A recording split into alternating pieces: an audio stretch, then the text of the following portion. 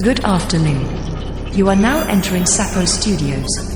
Frogs and species of all kinds are welcome. Fasten your seatbelt. You are in for quite a ride. Initiating Scratch Track Saturday in 5, 4, 3, 2, 1. Anonymous. Saturdays.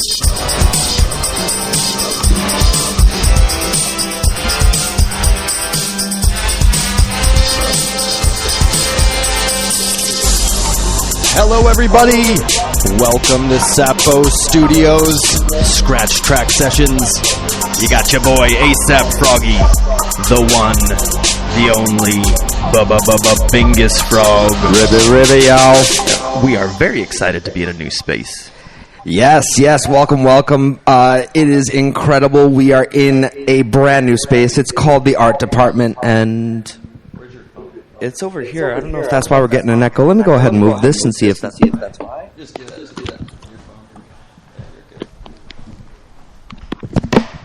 All right, let's check that. Is that any better? A little bit. Okay. Anyway, we are over here right off of the Sunset Strip at the Art Department. It is an unbelievable location. It's actually an art gallery. And tonight, there's going to be an event with an excellent artist. His name is Adam Vlux, VLUX. Welcome to the show, Adam. Hey, thanks, man. Happy to be here. Oh. Technical difficulties left and right. Well, that's to be expected in a new space. Just bear with us, folks. We'll get through it together. Am I live? Oh, there you are. I can give a little context for what's happening. What's changed between this Sapo studio and last week's Sapo studio? Yes, please do, Ed. There we go. I know that you're dealing with a new space and with new sound and new sort of acoustics and all of that fun stuff. But Sapo Studios are now based inside the heart of West Hollywood, moments away from the legendary Sunset Marquee, the home of rock and roll. They are set up with people, members of the Web3 space, Greg, Gabe, there's a whole bunch of cool people, movers and shakers in the Web3 space. We've been honored to call friends and peers in this crazy world of Web3. And they have been generous enough to allow Sapo Studios to come and set their sessions up from within this location, which is a 3-story gallery with literally on, is it Nomad Boulevard, if I remember correctly? Like a stone's throw from this very, very cool hotel that I like to call my home away from home. That is correct. And couldn't ask for a better talk-up. And with the British inflection, it's just perfect. So thank you for that, Ed. Anytime, gents, anytime. And I'm really looking forward to, again, I'll be out in LA as of Monday, so I look forward to connecting with you guys IRL yet again and have some debauchery and shenanigans and all the fun stuff that we usually get up to. Yes, sir, and we can't wait for that either. All right, so let's get into it. Oh, we are just echoing all over the place. Well, hopefully it's not coming through like that, but we'll rock through. So we've got Adam Vlux here. He's going to be doing a show tonight. He's got his artwork all over the studio. It's actually unbelievable.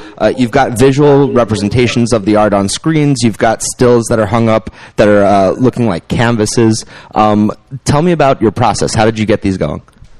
Yeah. Well, first off, thanks for having me on the show. Absolutely. Thank you for being here. Oh, I'm so happy to be here.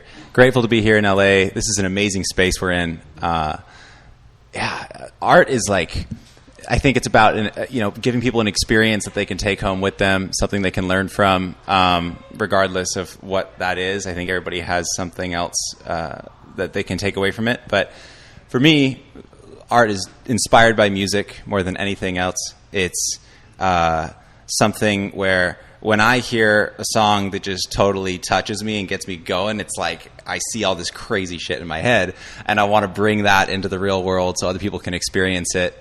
So what that looked like from a starting point was I needed to figure out how to get my art into virtual reality headsets because I wanted people to be able to step inside it, which means learning 3D programs and I like how you wave your hand off and you say that, like, no big deal. It's just learning like a whole bunch of coding and like, Yeah, well, for years I put it off. I was like, oh no, I'll just do commercial stuff and eventually I'll figure it out. And then I started to feel like a little bit dead inside. I'm like, no, I'm not moving towards my purpose.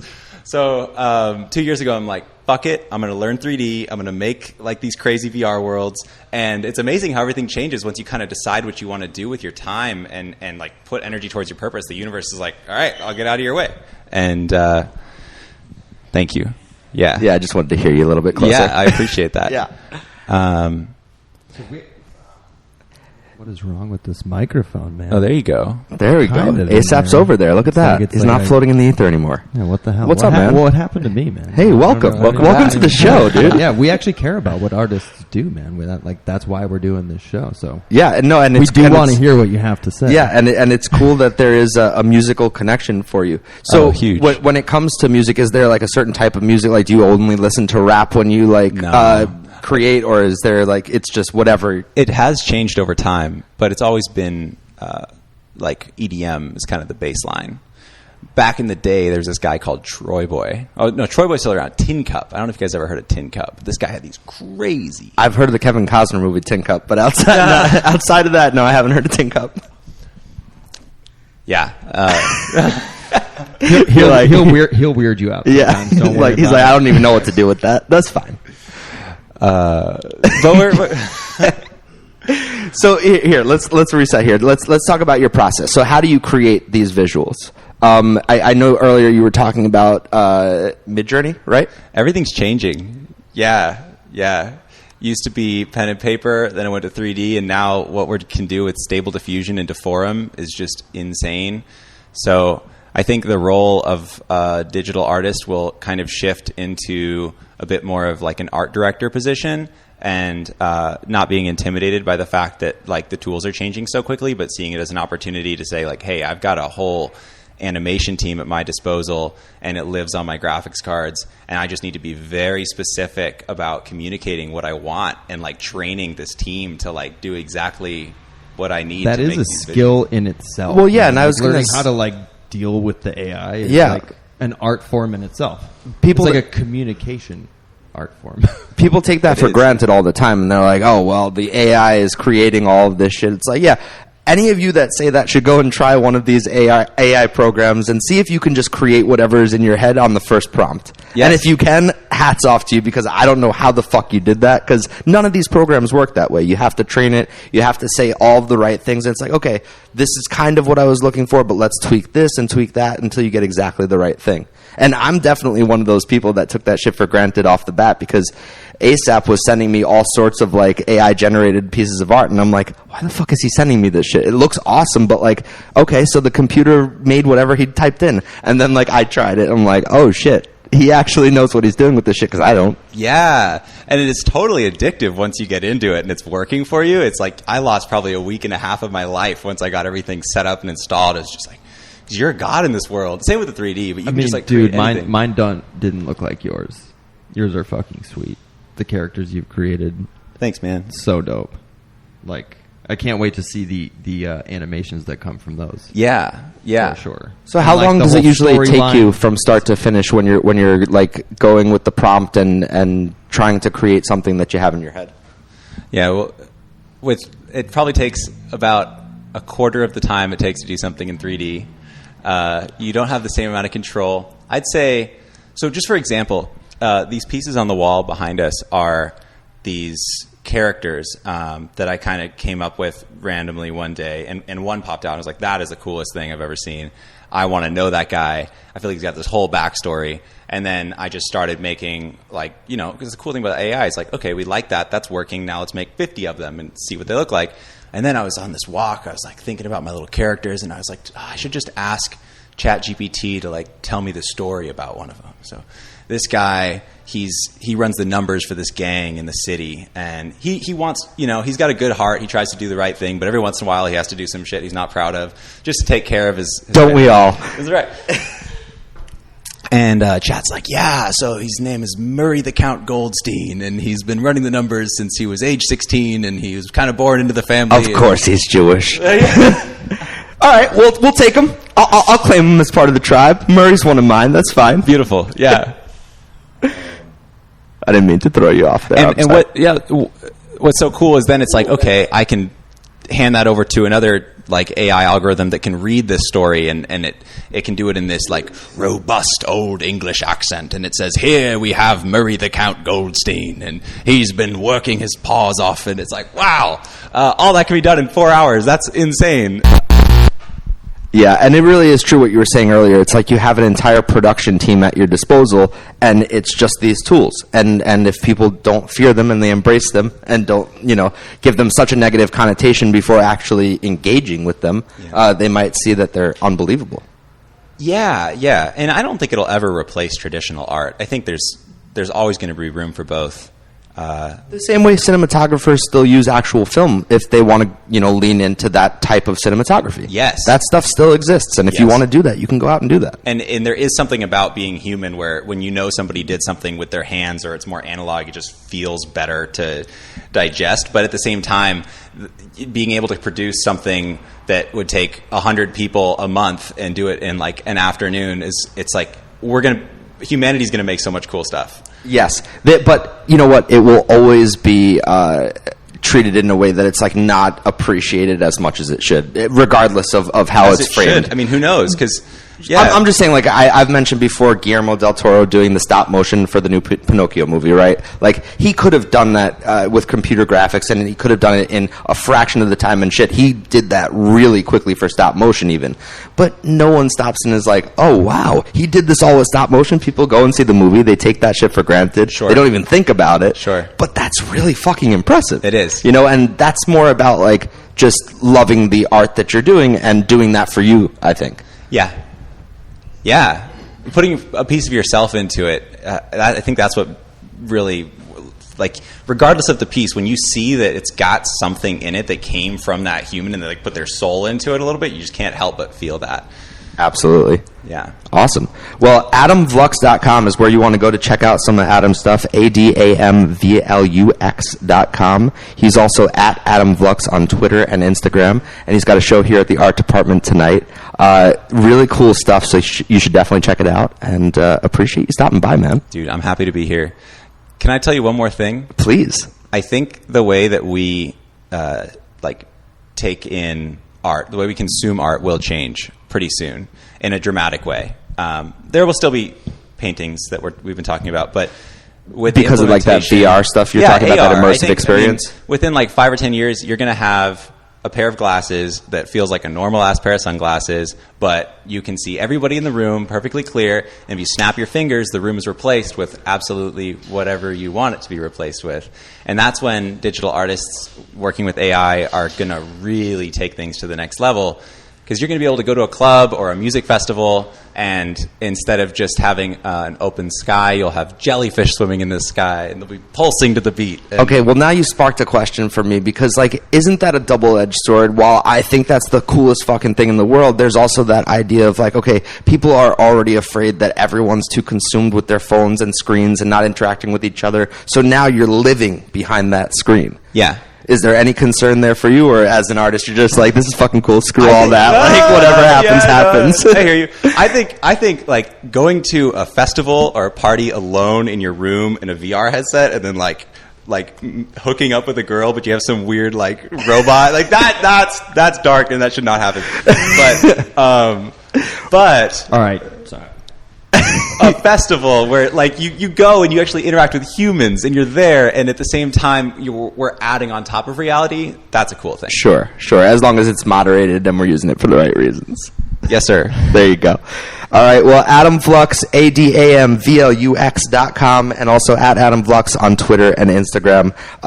Good luck with the show tonight, man. I'm sure it's going to go great. The space is awesome. Your shit's awesome, and I can't imagine people having a bad time. Thanks, man. I'm happy to be here. Appreciate you guys. Thank All right. you, awesome. It's been awesome. Goldman, I just want to call you out for being a fucking doofus because you left your microphone on your cell phone. Oh, is that what happened? That was all the echoing? Yeah. Okay, well, yeah. you know. I'm over here sweating. Mind you, I'm like sweating.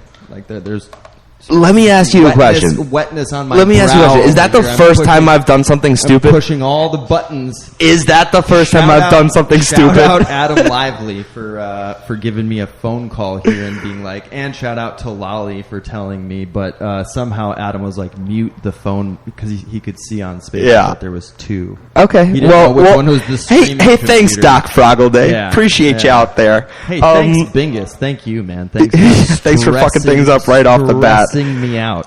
Jesus. Okay, well, off to a great start, rocketing out of here with a bang. All right, let me set the room, right? Because I haven't done that, and we were like stumbling in here. Yeah, I know. We weren't stumbling in here. I was, I guess. I get it. We are Sapo Studios. Our goal is to bring the majority of profits and ownership rights back into the hands of musicians. We operate under the umbrella of the Notorious Frog NFT project, aka Frogland. Do your own research, but get involved. We have plans to unveil a marketplace where you can buy and sell stems and do a whole lot more. But until then, we're jamming with the artists, chatting it up with them about music, life, and NFTs. If you tuned in from the top, you've already heard from Adam Vlux, who is a fantastic artist that's been using Midjourney to create some amazing stuff. He's associated lore with his project, and you should definitely check out his stuff on adamvlux.com and also at Adam Vlux on Twitter and Instagram. Right now, joining us, we have Premes, who's been on the show before. He was here last with Buddha Bears. You can check that out on Spotify, on Apple Podcasts, and on Google Podcasts. Shameless plug. Welcome to the studio, Premes. Oh, dude, thank you guys for having me. ASAP and Bingus. Yeah, man. My pleasure. I'm so excited to have you back. This is awesome. So you were introduced to the Frogland project initially from Sonny from Buddha Bears, and I know that your cousin Slime is involved in Frogland too, so yes. It's nice to welcome a fellow frog to the stage. Oh yeah, I've been here since almost the beginning. I remember going to the party in LA. Hell yeah, the NFT LA party. Yeah, and actually some of our artists were doing some music on the outside there, and we were hosting that outside portion. So. Yeah, that was awesome. That was great. Yeah, shout out to the Avant-Gardians. But yeah, man, so last time we talked, you told us that you went to school in Philadelphia for audio engineering, and you were telling us that you were working some audio mixing on this new HBO show, but you had signed an NDA, and no matter how much I tried to pull it from you, you wouldn't tell us what it was. So tell us a little bit about what that show was now that you can reveal that. Yes, so I'm pretty sure I can talk about it now because it's coming out next Sunday. So I would hope so. And yeah. If we screw you right now, I'm so sorry, man. No. I mean, we just ruined his entire career. Hopefully, no executives are listening to this. But yeah, so it's hopefully they are, man. No, hopefully they are. They're not. It's all good. They're definitely not.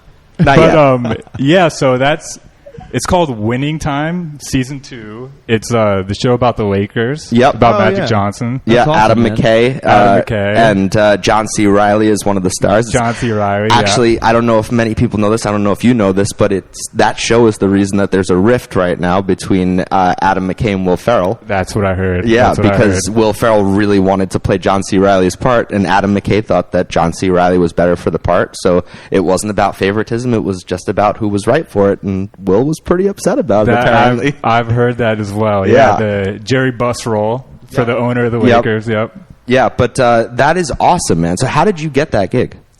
Actually, funny story. I got that gig maybe 2 or 3 years ago. I was helping record like a jazz band. And was that out here in LA? That was out here in LA, up in Chatsworth, so near like Topanga, up there. Yep. One of the musicians was actually a music editor. He did like Matrix and Mission Impossible, big music editor.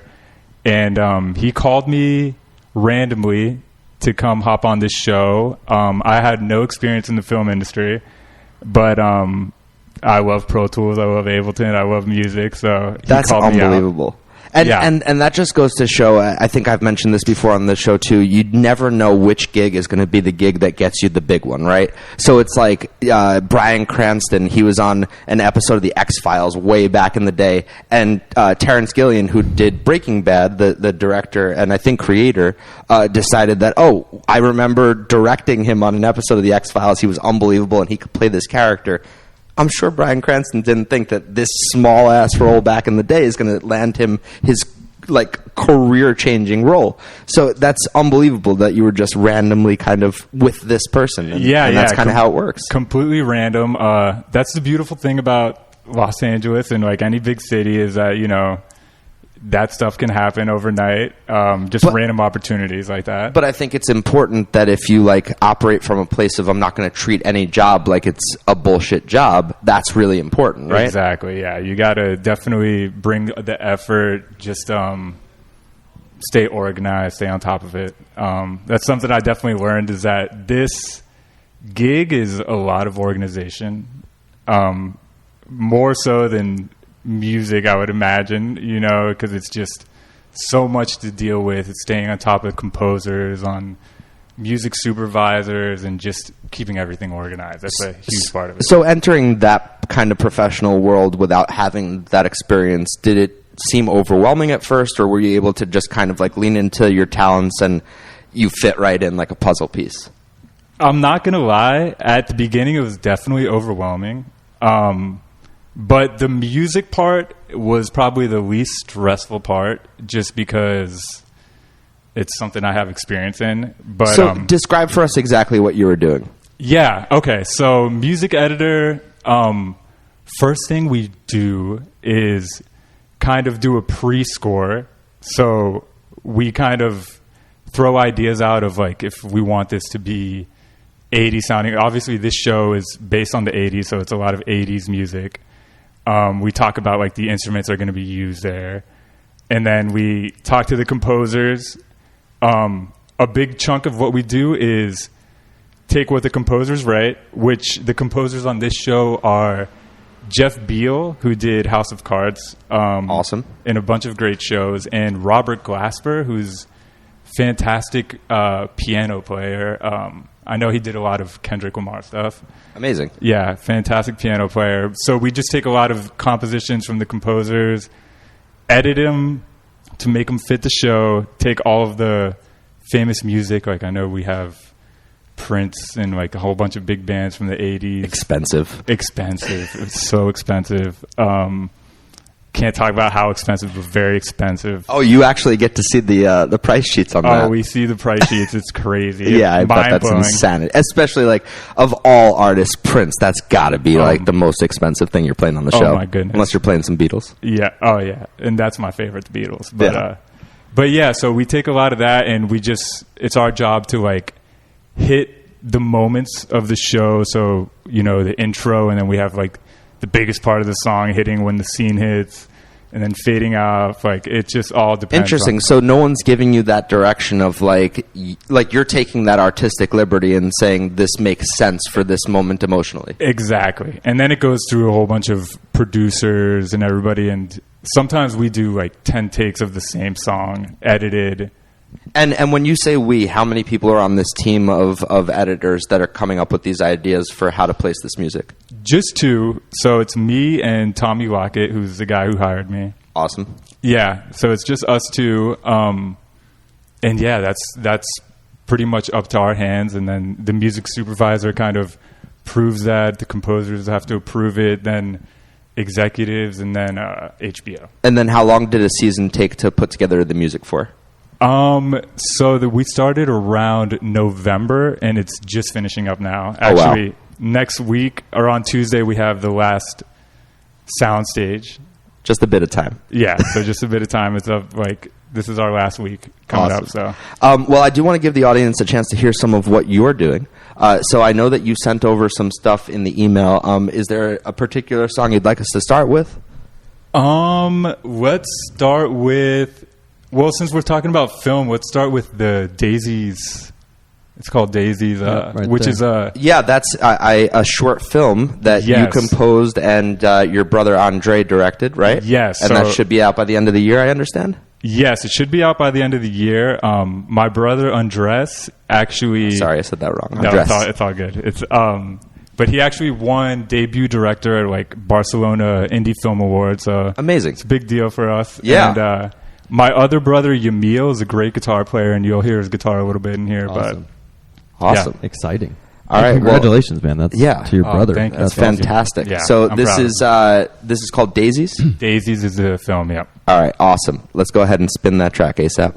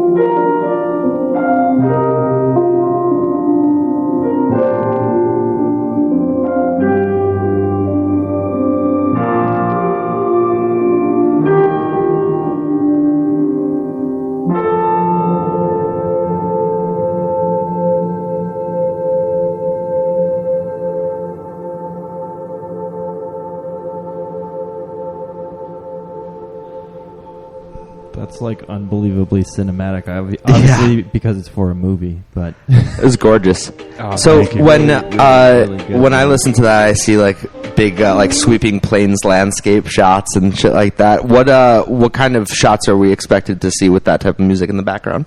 So the movie is about an old man who has memories of his like life, and he keeps bouncing around, thinking that he's with his lover, who we later find out is no longer there.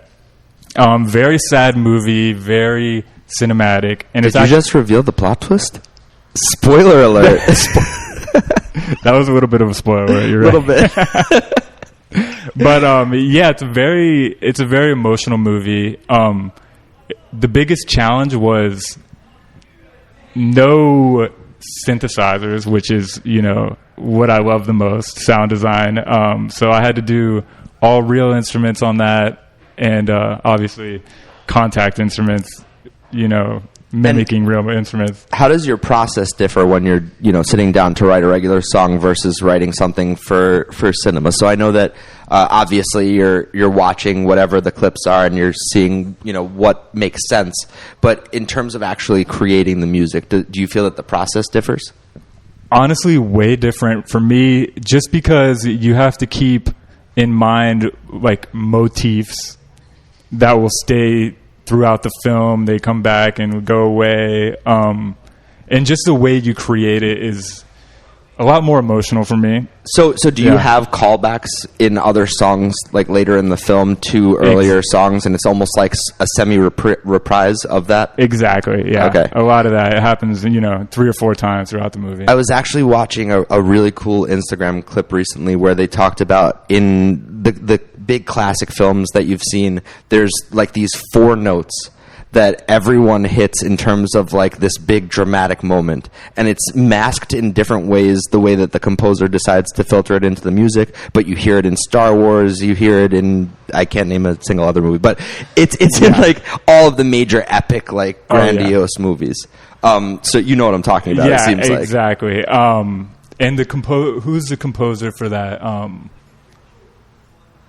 For Star Wars? For Star Wars, but also did... Wasn't it John Williams? John Williams. Yeah. And he studied under another great composer. I'm blanking on the name, but... yeah, I'm totally blanking on the name. But, yeah, I took a lot of inspiration from that. And they did Encounters of the Fifth Kind, I believe, and a lot of great movies where they keep those motifs. And I think you're right, like 4 notes that are just so memorable. Right. Yeah. They do a great job of that. So in terms of your music creation, I know outside of doing the HBO show, you're gearing up to release an album, right? Yes. Should be by the end of the year. I should have an album out. That's awesome. So last we spoke, you were living in Koreatown, and a lot of the recording you were doing was out of your apartment. I know ASAP coined the phrase bedroom producer, which I really liked. Well, I didn't. That's like a that's a known phrase? That was the first time I had ever heard it. Yeah, I'm glad I coined it for you. Yeah, you coined it for me. Yeah. But I like that. Are we still a bedroom producer for this album, or how did you put this together? Still bedroom producer. I produce most of my stuff at home. Okay. I got a little studio in there. Been getting deep into modular synths. That's like been taking up most of my money and my time. I've just been obsessing over that. But yeah, when it comes to recording, I usually rent out a little studio, but right there by my house in Koreatown, yeah. Nice. And in terms of like kind of that idea of sound production meeting, this creative music side of you. I know that sometimes people record like sounds out in the world. Last time you were talking about ASAP, this sound that Billie Eilish and Phineas took from an Australian crosswalk button that they just recorded. So do you ever Bad find Guy? I think maybe Bad Guy. you Sure. couldn't remember which song it was last time, so I'm not sure. But it's a running thing on the show, man. I just forget. Yeah, you just forget everything. I'm the same way. But I mean, and like we were talking about Star Wars, I think George Lucas took the sounds of like chainsaws going through trees to either be like the zipping across like vehicles, or maybe that was even the lightsaber swooshing across, or something like that. But do you ever record stuff and filter it into either your cinematic stuff or into your actual songs? Yeah, I always do. I actually always keep a little microphone in my backpack just in case that I can just plug into my iPhone. That. Yeah. It's like that. Well, that's pretty fucking cool. I used to have a bigger one, but now the ones for the iPhone you can just plug in. They're pretty nice. Hey, that's cool. Maybe I should start doing that. That's sweet. I mean, why not? Yeah. It's fun. Yeah, I think it's called like the MV9 maybe. All right. But sure, it's great. What are the other microphones we need, Dave? the S. The SM7s? Yep, the SM7s. That's right. Classic microphone. So in terms of releasing this album, we were kind of touching on last time that Spotify, it's like impossible to make music because you'd need like a trillion streams to start seeing some of that money income. Or make music? Make money. That's what I meant. Thank you for correcting me. Yeah. And we're trying to we're trying to change that with what we're building. But what's your intention with the release of the album in terms of making money, or is making money like the last thing you're thinking about, and it's just kind of like spreading the Premes name and the product and getting people to know who you are, and money will come secondary to that? Yeah, I don't bank, especially on Spotify, I don't bank on making money. I mean, I could tell you firsthand, I already have like songs with millions of plays on Spotify, and you still don't see a lot of money. Unbelievable. It's so wrong. It's crazy. But I think more so just making good art and like meeting more artists and making more music. That's really the goal. It's like if a fraction of those million people bought an NFT of yours, you would make a shitload of money. Yeah, and that's insane. And I'm honestly really interested to hear about the whole Stems deal with Frogland. Oh yeah, and we're gonna update you off the air because we're still in the building process. But there's a lot of exciting things coming, and I think it's gonna really change the space in terms of like what musicians are trying to do and what they should be receiving as a result.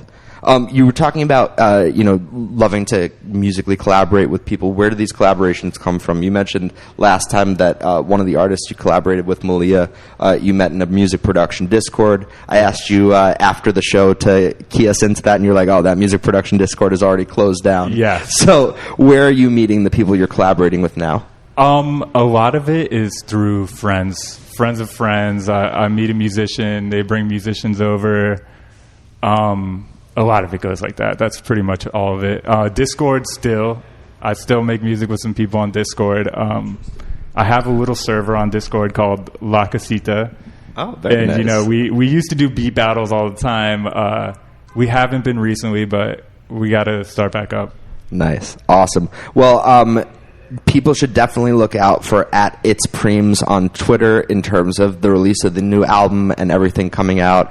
Premes is doing a lot of exciting stuff. What from that list of songs would you like us to kind of play you out on?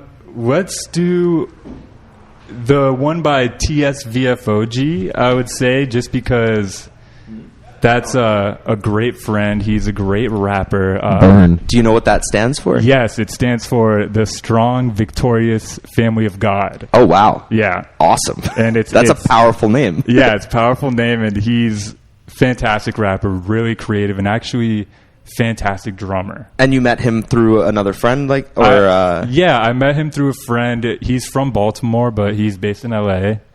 And yeah, that's like, this one is kind of more simple beats. I know we sampled a lot of gospel for his music, and I did an album with him called JT York. That should be on Spotify, but yeah, he's one of my favorite rappers. I really love that guy. Awesome. So JSFVOG, what is the song called? TS. Burn. Oh, TSFVOG. Yes. OG, yeah. Yeah. Close.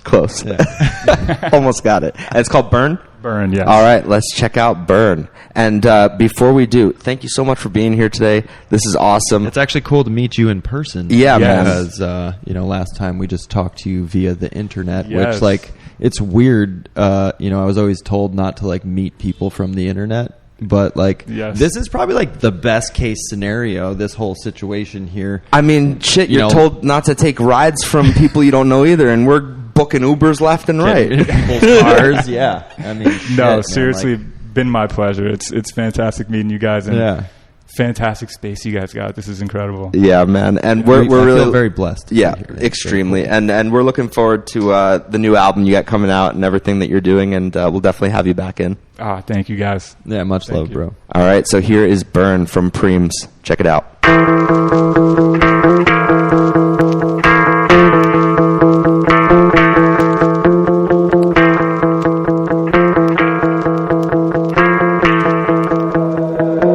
Let's burn this church down. We're all sinners. Might as well have some fun. Let's burn this church down. We're all sinners. Might as well have some fun. Let's burn this church down. We're all sinners.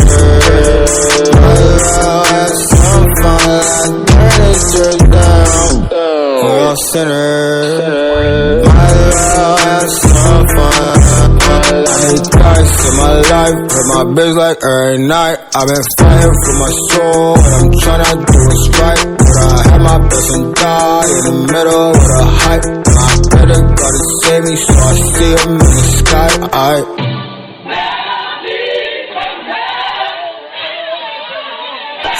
God came down, 3 crowns and a Tesla. I don't want your motherfucking thoughts about who messed up. TSVF, fucking OG, no bless up. Pray that shit down and get your motherfucking checks up. Pray that shit down and get your motherfucking checks. God came down, 3 crowns and a TSVF, fucking OG, no bless.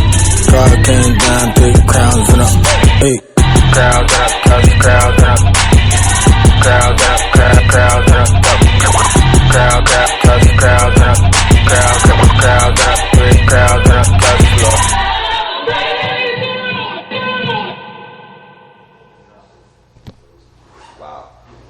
Well, nope. There we go. Yep. Okay, there we go. And I'm back. Well, that was awesome having Premes in here in person, and that gospel just hits. I love the way he mixes shit in. Very cool. While we're transitioning over to our next artist, since we do have a couple of the members of the Frog team in the building, I may have to reluctantly drag one of them over to talk for just 1 second while we're getting set up here. Which one of you wants to hop up on the mic? Oh, I see Lolly coming over with a big smile. That is awesome. So throw these headphones on. Well, I just have to say thank you.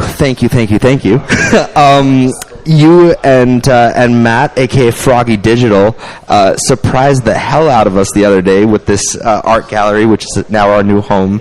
And it is unbelievable. Oh, we're just so excited that it worked out, and this is kind of the evidence of what the power of like a good Web3 community and all the connections that you can make can do, and the way that we can really kind of empower artists and creatives and use the network effect for good. Absolutely. And, you know, what an awesome guy Keith Bratha is. Yes. Who is one that runs this space. He's got a ton of artists signed underneath him, and it's my understanding that he and Froggy were friends, and that's how this whole thing came about. Yeah. So Matt and I both met Keith at the very first NFT NYC in 2021, and it was just kind of one of those things where I think Snoop and Dee Dee knew Gabe Weiss, and he and Keith are very close friends. We met him on the first day and just kind of never looked back. And Keith is such an interesting, like, awesome, free-spirited guy. Like, he's just operating from a place of such love, which is, like, emanating off of him, radiating, and it's a beautiful thing. Like, you just feel a warmth being in his presence. Absolutely. I mean, Keith is an absolute force of nature. Like, there's nothing that man can't do. Force of nature is definitely the right phrase, because, I mean, even just pitching us on all the things that he envisions for this space, and his willingness to collaborate with us on whatever we envision, it's very exciting. Yeah, It's absolutely. very fucking exciting. Yeah. I do want to mention, I have to look over because I didn't remember the name because it's our first show, but we do have a couple of sponsors now, which is really exciting. Woohoo is right. So outside of Frogland, who's been, gracious enough to always be our support system, and they've been amazing, we now have Tolago hard seltzer, which I've tasted, and it's delicious. It's amazing. So I'm afraid I'll be drinking far too much of that. Tolago, go out and get some. We also are being sponsored by Spirit Punks, which I haven't tried that yet, but that looks like some tasty Web3 alcohol. So Absolutely. this show is just going to turn me into a fucking alcoholic. It's going to be either a beautiful thing or a catastrophe. It's like, just Only like the time show. will tell. Yeah, you've gifted us with a gorgeous space and far too much alcohol. Thanks, I guess. And we are also being sponsored by the art department, which is the space we're in. So definitely come and check out the art department. There's stuff going on here all the time. Even just if you want to walk by the space, the windows are open and you can see some cool stuff going on, even if you're not someone who bought a ticket for one of the events. Speaking of events, Sapo Studios will be hosting a bunch of events out of this space, the first of which will be on August 19th. Woo woo. Woo woo. So yeah, a lot of exciting things happening for us, and we just have to thank you guys so much because you have been such a huge support system, like I said, and this was the biggest, most amazing surprise ever. Oh, we're just so glad that we could make it happen and kind of help. I mean, because you guys have been working your asses off for the past year and a half, 2 years, however long it's been now, and this is just a perfect culmination of all that hard work and all the connections we can all make and the way we can kind of get everything moving in the moon direction, as one would say. Yep, and it really is a perfect culmination. You're right. It's a long time coming, I think, and we're really excited and, as ASAP said earlier, blessed. Are there any announcements that you want to make in terms of anything going on with Frogland? I know that we've got Total Recall out there, which everyone should be playing if they haven't been. It is the coolest game. I got to meet Splat in person the other day, who created the game, and he is an awesome guy because everyone on the Frog team is awesome. Just really sweet people, kind-hearted, creative souls, and it was really nice meeting him. But yeah, what's going on? So I know Snoop Frog will be coming out this way for the conference in a week or two. That's right, yeah. I'm entirely sure there. The 8th to the 10th. Looking forward to seeing him. There we go. And I know he's going to have some pretty interesting demos to show off that he's been working on. We're going to see what we can get. Yeah, slaving away, building the curve. Oh yeah, always. He is another force of nature. Absolutely, and a genius. Definitely. Yeah. And we do have a couple other things that we will be hopefully able to talk about here soon. But I am under strict threat of death if I leak anything too soon. So that's funny because I'm constantly threatening ASAP with death when he's trying to release all of the stuff we're talking about doing. I suspect that the way you and ASAP work with you making sure that he keeps his lips a little bit tighter than maybe he would prefer is very similar to how the rest of the Frog team handles me. Yeah, I bet. Well, thank you so much for hopping on in. Absolutely. And I think we've got our other artist hopping over right now, so we will talk to you soon, Lolly. Thanks for everything that you do. Absolutely. Thanks for having me on. Yep. So we are rocking right along. We've got guest after guest. This is fucking awesome in this new space, just wailing away. Our next guest is Cheyenna. Am I pronouncing that correctly? Is it Cheyenna? Yes. Okay, Cheyenna. And as they put it on their Twitter, they are a genderless, ever-evolving soul currently living and singing on planet Earth, which I'm happy about because that's where we're broadcasting out of. And it means we have the opportunity to speak to you, so welcome. Thank you. Thank you guys so much for having me. I'm stoked to be here. And we're stoked you're here. It is a pleasure to have you here. I've been talking to you, kind of like talking your ear off every time I see you about at the being day on job. Yeah, is at your day job. That's where we met. And I kind of wanted to mention that first because it's just so funny how, I've talked about this before. ASAP just finds his way around the world talking to whoever he sees fit. It doesn't matter. Well, every walk of life, no matter what they're doing, he's like, I'm going to go talk to that person. Doesn't matter if they're in the middle of something super important. He's like, stop everything. What do you do? Always networking. Yeah, my girlfriend's like, maybe don't ask people like what else they do because maybe that's all they do, and you're like insulting them. But like Yeah, he always thinks someone else has someone has another ambition, which that's fair too. But And we're like in you Los don't want to, Angeles. I assume. feel like we're in LA. Yeah. It's a fair bet, And and it's it's, like- nice to be asked. Yeah, and when I saw you, I was like, okay. Yeah.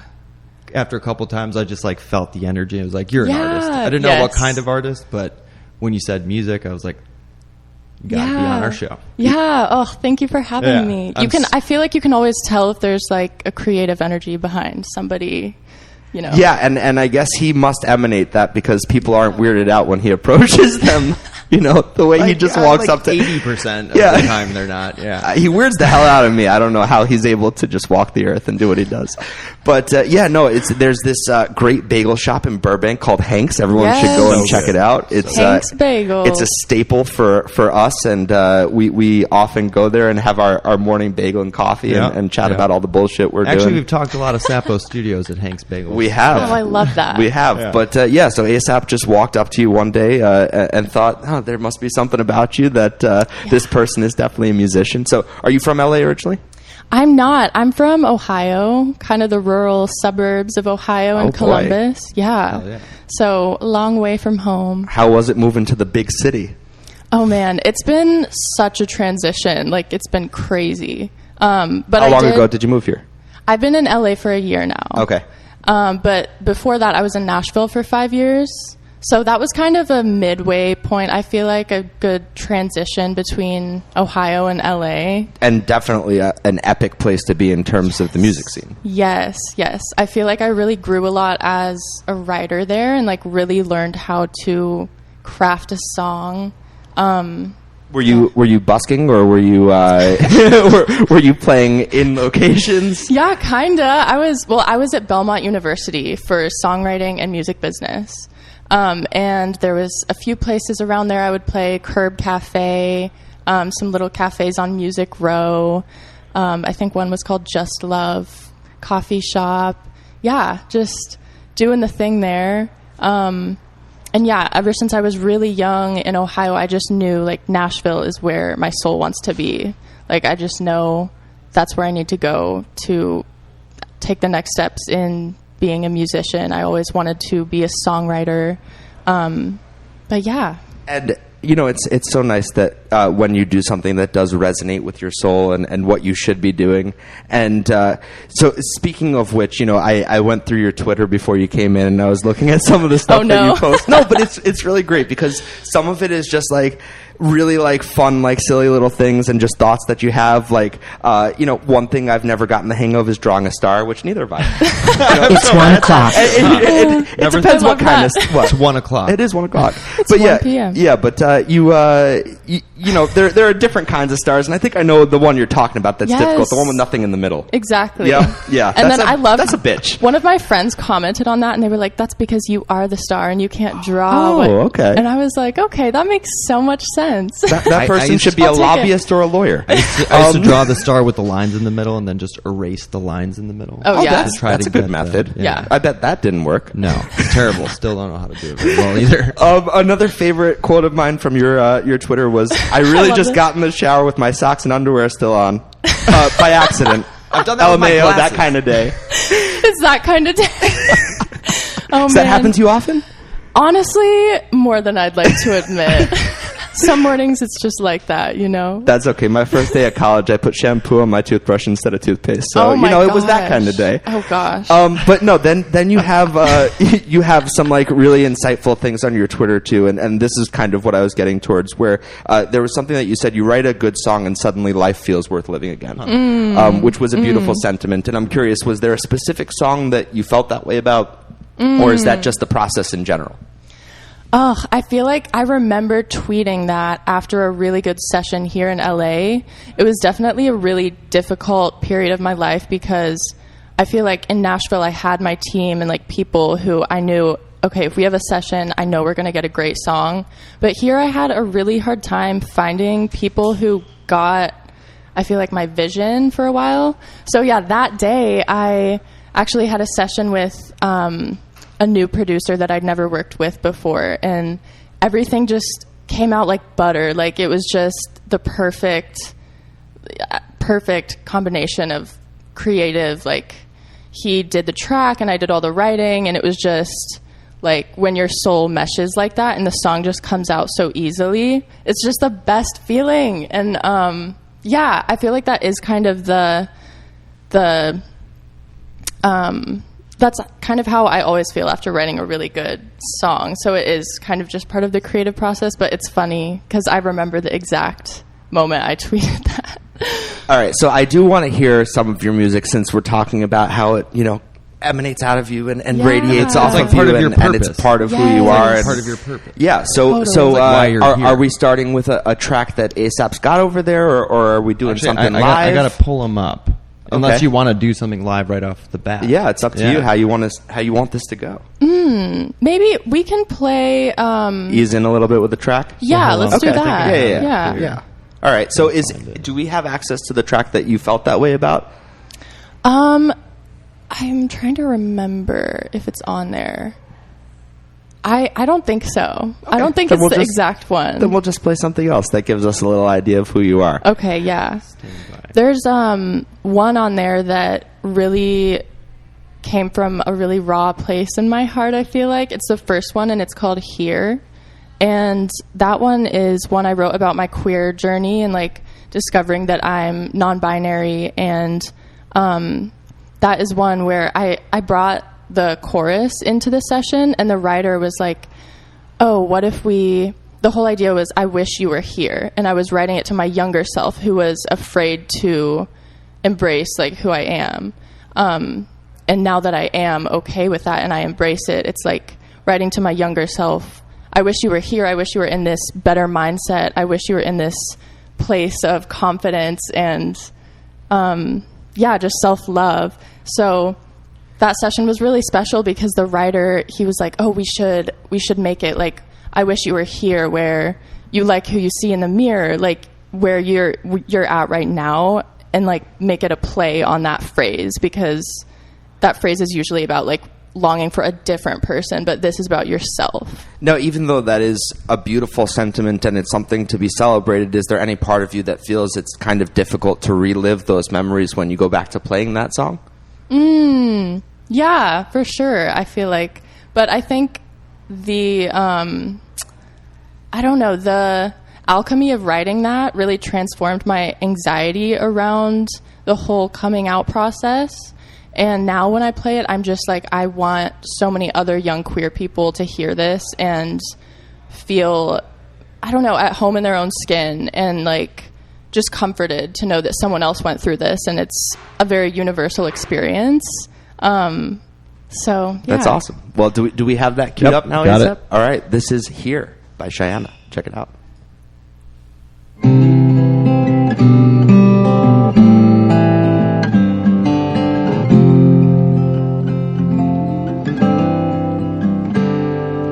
Hey, come out and dip your toes in. I know that you've been frozen, but here the water's warm. In this place, there's grass a little greener, and love's a whole lot sweeter than you've known before. And I know you'd feel so at home, my dear. I wish you were here.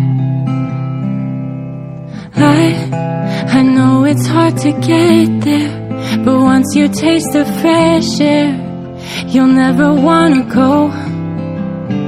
Oh, I can't explain the freedom when you can finally breathe in and know you're not alone.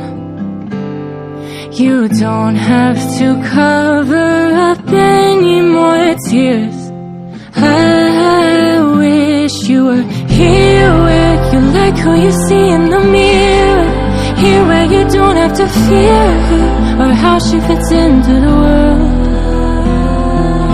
Here where you get to live out your happy, 'cause fuck it, we all deserve happy.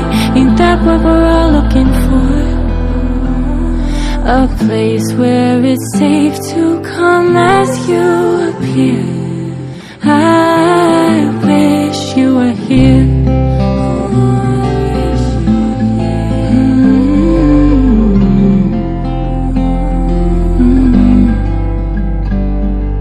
Hey, I've walked in your shoes when the mountains wouldn't move and I was lost. But somebody showed me a place that was near, and I love it. Here where I like who I see in the mirror, here where I don't have to fear her or how she fits into the world. Oh, here where I get to live out my happy, 'cause fuck it, we all deserve happy. Ain't that what we're all looking for? A place where it's safe to come as you appear. I wish you were here. That was absolutely gorgeous. And I you gave me the goosebumps. Yeah, I'm not even gonna lie. Oh, we got clapping from the audience. That's awesome, and it's cool to have an audience for our show. This is amazing. Cool. But yeah, no, that was absolutely gorgeous. I love, ASAP is sometimes why chiming is it in. be about me? Yeah, because it always winds up being about you. I don't know. It's just something that happens. But it's just funny because there are certain artists that come in and ASAP after a song, he'll go, "Oh man, that just gave me goosebumps." Aww. And sometimes, the amount of times he says it, I don't know if he needs to get tested or if it's true or what, because he's got a lot of goosebumps over there. But this time he pointed to his arm and I actually saw him. I know, that was I a very saw cool them moment. there. I saw you guys commiserating over there in the corner. Yeah. And no, that was a gorgeous really song. good. Thank you. My arm. I saw you look at my arm right now. They don't always look like that. Oh my God. I saw you check it out. I know. I was like, oh, the hair's standing up there. I love that. But yeah, because fuck it, we all deserve to be happy. Yes. I love that line. I love that sentiment, yeah. and that's so true. The melody is also captivating. Yeah, it's captivating. Yeah. It's Yeah. a wonderful melody. Yeah, Oh, gorgeous. thank you. It's so good. Yeah. So, as a guitar player, I mean, I'm not a great guitar player, but I know you're scoffing at me. You're a guitar player. Okay. Well, you're a great as guitar someone who dabbles on the guitar, I always find it difficult to finger pick while I'm singing. I'll be honest, that was not me finger picking. See? I leave that to most of my producers. Okay. I dabble on guitar as well. I feel like I play guitar enough to help me write, which gets me by, but it's definitely one of my goals to be able to play that song in particular live myself. Hell yeah. So when you do play it. live now, do you have a backing track or do you have an actual band? I have an actual band Awesome. and sometimes a track behind me. It depends on the setting. Right. Lately, I've leaned more towards acoustic shows where it's just me and guitar or guitar and one other instrument. But That's awesome. And on the track, I heard some backup vocals. Do you do your own backup vocals? Yes, I love the ad-lib track. It's so much fun. And I the feel harmonies are great. Yeah. Oh, thank you. Yeah, every time I'm in the studio or finishing a song, it's getting the first cut of vocals is when you're done with that, then you get to do the ad-lib pass throughout the whole thing and do all the ooh and just the little things you can add in there. It's so fun. Does the ad-lib ever change the direction of the song? Not really. I feel like it can change the creative direction because sometimes you'll do a harmony over a part that you didn't expect, or I feel like it's intuitive singing because it's just melodies that flood out of you and you don't even control it. I'm so glad you said that because you literally transitioned into my next question. No so way. you did. I love So when that. you talk about the melodies flooding out of you, we've had other artists on the show. I've heard other interviews where they talk about that, they're almost a conduit for the music. And that, Bruce Springsteen talked about how there were years where he went without writing a song and he was okay with that because he had written so many great songs and he's like, look, if I never write a good song again, it is what it is. It is what it is. But yeah, no, ultimately he was just like, you know what, if it comes, it comes. If it doesn't, it doesn't. Do you feel ever present when you're writing, or is it like that where it's kind of the music is just flowing through you and it's just a moment? That is such a good question. I feel like songs will come in two ways. Sometimes they will be very spiritual and very a random melody and phrase out of nowhere, like thin air, and then you build it from there. And that's my favorite kind of song. That's what Here was. That's what the other one I'm going to play live was. Because those are very, just spiritual. And I think they come from a deep place. And when you're creating something like that, again, just referencing other artists, Sia talked about how, like, when she was doing some of her songs, she would do this mumble thing where she's kind of like muttering to what she thinks the melody is going to be, and then these words just kind of come out. John Mayer calls it Ouija boarding. Yes. Oh, that's such a good. Yeah. Oh my gosh, that's awesome. Yeah, definitely. Like being comfortable enough with just spitballing melodies and like random jumbled up words that don't make sense, but then it is like a puzzle. Like you go back and rework it. Yeah. And then in terms of preparation for some of your tracks, are you ever putting stuff on your phone when you have like a musical inspiration and writing lyrics and seeing how that all interplays, or is it just about in that moment, whatever's coming out of you? It's definitely both. Yeah. It's like if I have a really divine moment like that, I want to record it right away so I don't forget. But I'm kind of always, the songwriter in me is like always looking for little phrases and writing things in my notes that are, oh, that could be cool. Like, let's build a song off of that phrase, which that's more of a mechanical way of writing. I feel like I learned that way of writing in college. That's less of the like intuitive artistry way. That's more of like, I don't know, let's build something off. Do you feel like a song that's structured? Way. Yeah. Do you feel like a song that's structured from that place means less to you? Sometimes, yeah. But also sometimes they can be really good songs. So it kind of depends. Case by case basis. Yeah, it really is a case by case. What started you on singing? Oh, singing. I mean, I was singing when I was so little, just always. Yeah. And then what gave you the confidence to say, okay, I'm a good enough singer to be maybe not a performer right away, but someone that's going to make songs? Because, you know, there are some people that get caught up in, well, yeah, my voice is all right, but I'm not good enough to be a performer. Some people don't want that for themselves. Billy Joel never wanted that for himself. Yeah. I spoke to someone named Bella, who I'm hoping to have on the show soon, who is a phenomenal singer-songwriter, but she doesn't see herself that way. Okay. And she writes these beautiful songs that she's going to be selling, and I'm like, why aren't you singing them? Yeah. So what gave you that confidence to say, I'm good enough to be performing my own stuff? I feel like it's less about feeling like I'm good enough, because I definitely have a ton of days where I feel like I'm not, especially in LA and like being surrounded by so much talent.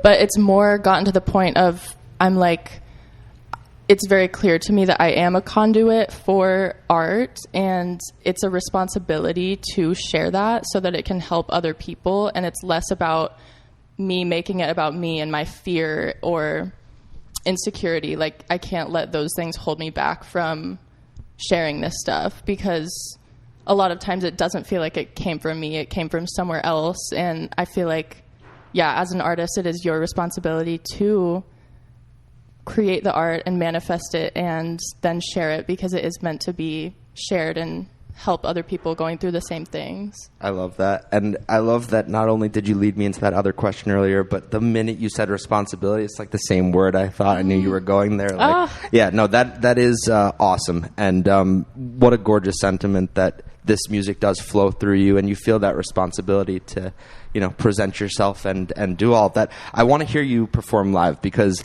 I do think you're good enough. Thank you. And your music is gorgeous, and I'd love to see what that's all about. Yeah. So, would you play something for us? New space. Sure. So no microphone stands, but right. I'll be the microphone stand. That's totally fine. Okay. But yeah, how cool is this? This is the first time we've ever had someone perform on the show with an instrument and do like because we've had some. Oh, okay. We've had some people freestyle rap before and put some tracks behind them, but no one's ever like played a song full out like a session like this. So this is very cool. You're the first to do this sort of thing, and what better place to do it than in our new space? It's such a beautiful space. Yeah, thank you. I'm honored. We're so excited, and it's cool. I've been saying that it's like Steve Jobs, Bill Gates going from the garage to like the big building. You know, we went from ASAP's kitchen to the art gallery, which is awesome. So big level up. Yeah, it's been quite an upgrade. Pretty cool. What were you trying to show me over there, man? I can't read that little print from all the way over here. No, I thought you want to make an announcement. I thought you had better eyes than that. Oh wow! All right. Well. Oh, it's all right. no, you're good. an audience member. Yeah, I want you to relax, man. You're here to just view and enjoy and soak it all in. I appreciate you. While we're getting ready to gear up to this song right here, I want to make an exciting announcement. I couldn't read from ASAP's phone all the way across the fucking room that he's trying to show me. But the Frog team here, Matt and Lolly, sometimes they do something pretty cool, which is in the middle of the show, they'll message me and say, hey, we need this artist as part of the Frogland community. So guess what, Cheyenna, Premes? Welcome to the Frogland community. You will both be getting yourselves a Notorious Frog sent to you. I'll need your digital wallet addresses if you don't have one, like some people that we've brought into the space that were musicians that, playing all sorts of stuff over there, ASAP. Yeah. There are some musicians we've had on the show that aren't asked for. Jeez, killing me over here. Sorry. We've had certain musicians here on the space. Cue ASAP's garbage over there. I was going to do it again. Yeah, I know, just for comedic effect. That weren't part. Oh, now I'm getting reverb. You're doing all sorts of stuff. A little bit of reverb. I'm trying to figure it out. I can't get the sentence out. We've had certain artists on the show that aren't as familiar with the NFT space that we're fortunate enough to be the first to introduce them to, and all of the stuff that we are dreaming up and trying to make happen. So if either of you don't have a wallet, we'll be glad to help you get that set up. But we're so happy to have you both as part of the Frogland community, and this is very exciting. And if you don't know what that means, we'll explain it to you off the air at some point. Yeah, it's very cool. They're building a lot of very cool stuff in the Web3 world, which is the next generation of the internet, if you don't know that. I think, right, Matt? All right, before ASAP goes too far down this rabbit hole, let's go back into the show and play some music from Cheyenna. We're going to do a live song right now. What song are you going to play for us, Cheyenna? This is called Baby Steps, and I was just going to ask you, what is it about? yeah, I wrote this almost a year ago back in Nashville, and it was a time in my life where I felt pretty, sorry. This microphone better. Oh. I was just making a joke. Okay. Bad it was joke. like no one got it. A really, tumultuous time, and I felt very behind because I hadn't written a song that I loved in a really long time, and I can hold it for now. I got this random thing in my head that was like, it's okay, like take just baby steps for now. So it started out as just a title, and then I started getting a few lines here and there throughout a few weeks, and then I finally brought it into a session with one of my best friends, Jules Paymer. They're an awesome artist here as well, and the writer and producer Joe Townge, and they really helped me bring what was inside to light. And the song is all about how it's okay to take your time, and you're not falling behind. You're okay right where you are. And yeah, I think I'll just let the song speak for itself. Yeah, and just before you get into it, that's a really important sentiment for any artist, regardless of, which art path you're on, whether that be, music or painting or acting or whatever. It's just, stay the course, and it's not going to be easy. It's going to be a long road, but yes, long road ahead. Yeah. But if that resonates with your soul and it's what you feel a responsibility to do, then keep doing it. Yes, amen to that. All right, so let's hear Baby Steps. Sounds like that might be the better mic for me to hold up. Okay. Yeah. Sure. All right, let's do this. This is Baby Steps live by Cheyenna. Check it out. Thank you.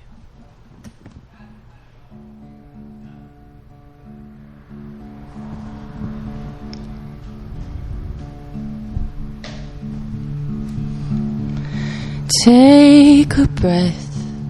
You just woke up, but you still made your bed. Might be broke, at least you paid your rent. Baby steps, and you broke a sweat. Trying to clean your room, it's still a mess. Dirty dishes, but you did your best. Baby steps. It's one foot after the other. Double knot my shoes and keep moving forward. Even if I don't know where I'm going, every mile is made up of inches. Gonna give me grace if it takes a minute. It's a patient realization that this pavement ain't for racing, so I'll take it slow, whatever comes next, with baby steps. I don't care if everybody around me stops to stare. Might look like I'm not getting anywhere, but I'm getting there. I'm further from where I began. Fuck if they don't understand. It's one foot after the other. Double knot my shoes and keep moving forward. Even if I don't know where I'm going, every mile is made up of inches. Gonna give me grace if it takes a minute.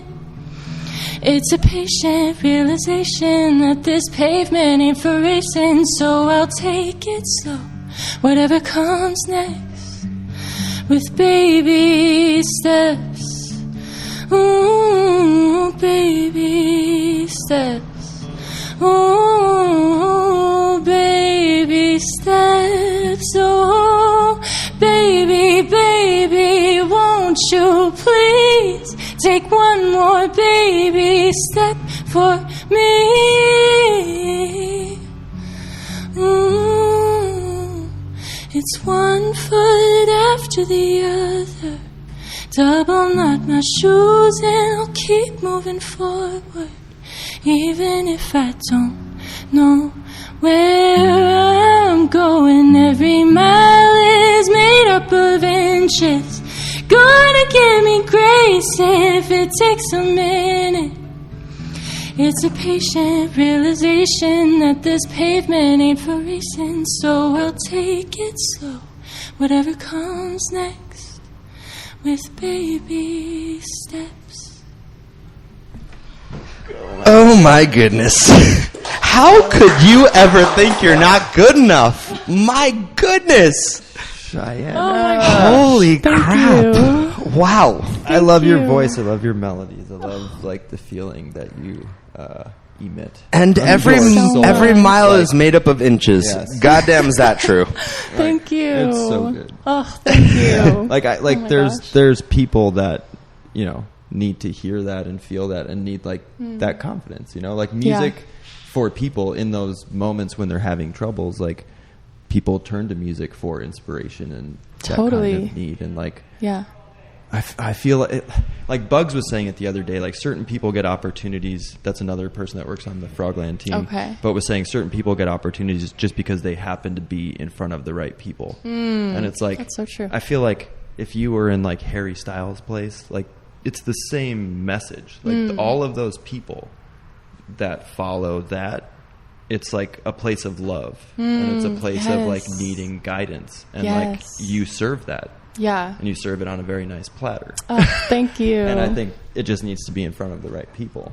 Yeah, one of the Yeah. things I also need to highlight is it's so awesome, you know, that we have all of these artists on the show that we've never heard that wind up being these amazing people that we want the whole world to hear. And to see someone perform live, it's like, you know when someone was meant to do something when they make it look fucking effortless. And you and I was having a lot harder time holding the microphones I than know. you I were was like, playing. I was worried. I was No, like, oh. I was fine. Your But hand's shaking. no, it you really did make it look and feel effortless. And it was Thank so you. gorgeous. It was really amazing. So Thank you so much. Thanks for letting me play live. I'm so honored to be the first one playing live. yeah, very, very cool. So what brought you from Sorry to interrupt. I was up there, but I wanted to chime in.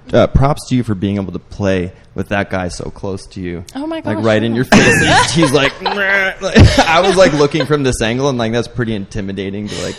Yeah, have I that got be really so close with those to you. microphones. So like, Sorry yeah, about just that. really good performance for the You're circumstances. 10 out of 10 mic stand right Hey, here. thanks. It's It's one of my greater talents. There's, I don't do much well, but mic stand. Yeah. Everyone that performs on Sapo has to like. Yeah. Oh, Everyone has to have the same experience. I'm gonna need to get into some yoga then, because I don't know how long I'll last if we're doing this. We're doing this all the time. But so you were initially in Ohio. You had kind of been singing your entire life.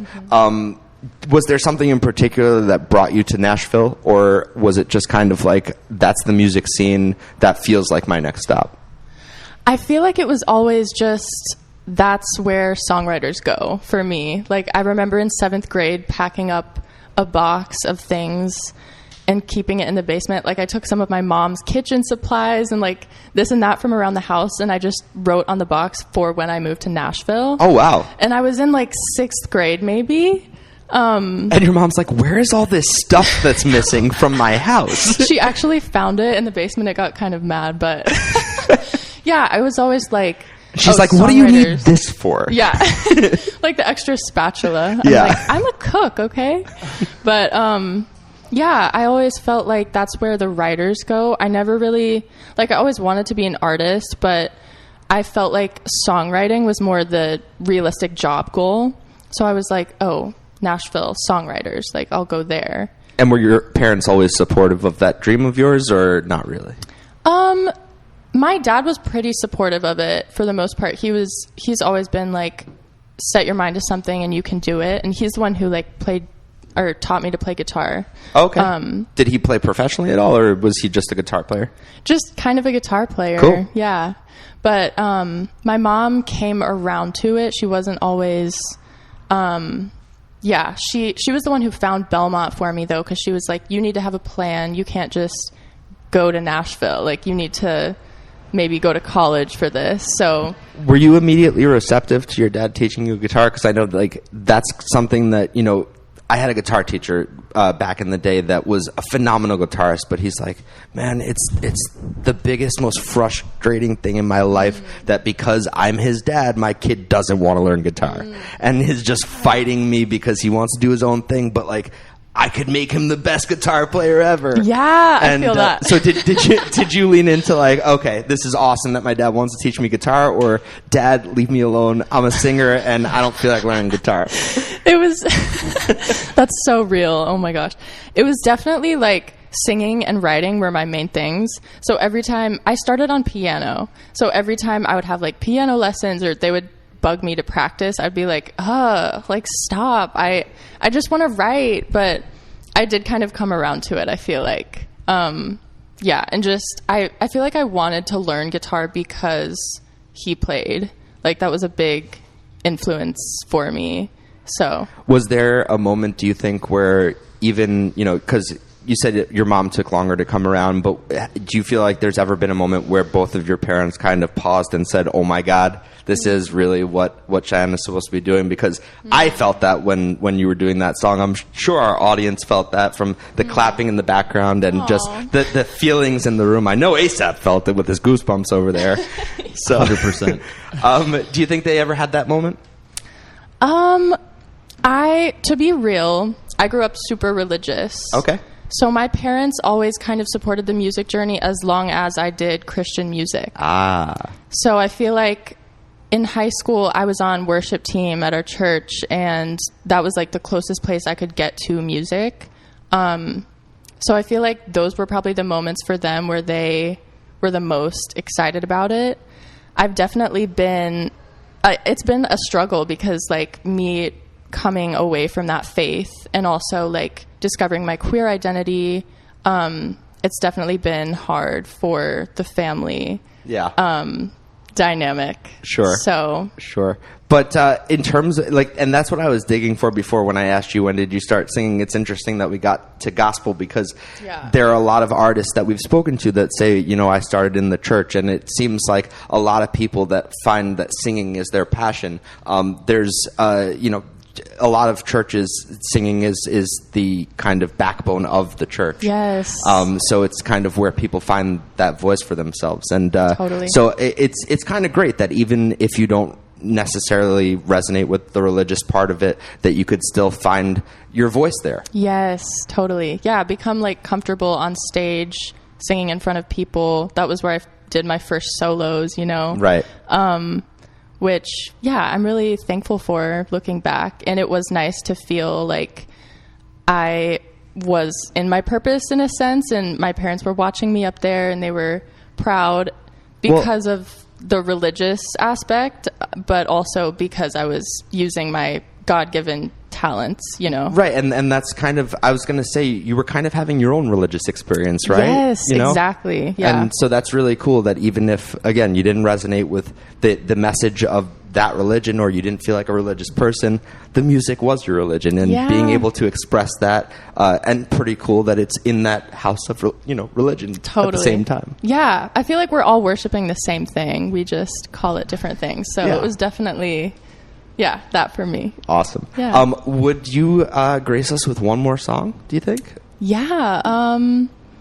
I didn't no really pressure. practice another live one. No, you don't have to. You don't have to. It's all good. Let's play one more of your tracks then. Okay. And that'll be a way for us to transition into our jam session. Okay. I want to go ahead and reset the room because I'm sure we've gotten a couple more people in here since we started. Thank you all for being here on this beautiful Saturday in our new space at the art department. We are Sapo Studios. Our goal is to bring the majority of profits and ownership rights back into the hands of musicians. We operate under the umbrella of the Notorious Frog NFT project, aka Frogland. Do your own research, but get involved. We have plans to unveil a marketplace where you can buy and sell stems and do a whole lot more. But until then, we're jamming with artists, chatting it up with them about music, life, and NFTs. It has been a jam-packed show. We've had Adam Vlux on, who's having a show tonight here at the art department. You should definitely go and check his art out at adamvlux.com. Also at Adam Vlux on Twitter and Instagram. We then had Premes, who is awesome. We've had Premes on before with Buddha Bears, and now by himself in an exclusive interview talking about the music editing he did for the HBO show Winning Time, as well as season 2, as well as the short film he's got coming out at the end of the year with his brother, as well as an album he's dropping. He's doing all sorts of things. So check out It's Premes on Twitter. And then we have Cheyenna, who has played some gorgeous live tunes for us, has a wonderful message, and we are about to hear one more song from Cheyenna. Sapo Studios exclusive Yes. first acoustic performance, which we are super stoked about that, for sure. And because it was a lot easier to remember It's Premes as an Instagram handle, can you remind everyone of what your handles are and where people can find your stuff? Yes. So my handles are all Bandana Cheyenna. Very cool. And I don't have any music out under my new project yet. Okay. But the new one will come out probably in September. So definitely follow me on Instagram, Twitter, any of those places to stay updated. And that sounds like we're going to have to do a follow-up episode in September. It sounds like it. Oh, yeah. To do a release. For sure. Absolutely. Help push that. So what are we going to hear right now from Cheyenna? Let's do a little fun one. I think Tone is kind of a more upbeat pop one. Okay. So... And what was the impetus for you writing this song? Oh, this one, I love telling this story. This one, I had just broken up with my partner. When I moved to LA, they moved to New York. So it was very like movie breakup type thing. And we need to be on opposite sides of the country. Exactly. So I feel like whenever I got this song idea, it was from when I realized like I made a mistake by ending things and like I really missed them. And I basically like asked them to take me back, and they sent back a voice message that was very, it was very obvious in their tone that they were done. You know what I mean? So yeah, I was like, oh, I hear it in your tone. We're over. Like, there's no way we can pick this up again. So then I just wrote this. And that moment aside, did you ever feel that it was a mistake, feeling it was a mistake that you ended things? I mean, quite yeah. the question. Yeah. Well, because I feel like sometimes that's like the gut thing is like, oh, maybe I screwed up. And then like in further thought, it's like, yeah, maybe I didn't. No, for sure. I think in retrospect, I needed to do the journey alone, like moving to a new city. But I have lots of love for them, and I'm glad they inspired this song and so many other ones. That's fair. Yeah. All right, well, let's go ahead and spin Tone. You got that lined up ASAP? I sure do. All right, this is Tone by Cheyenna. Check it out.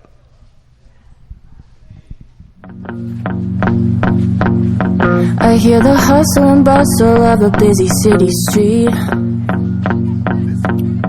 I hear the rush on the pavement, New York paced feet. I hear a chill in your words and the way you breathe. I listen hard for any trace of missing me.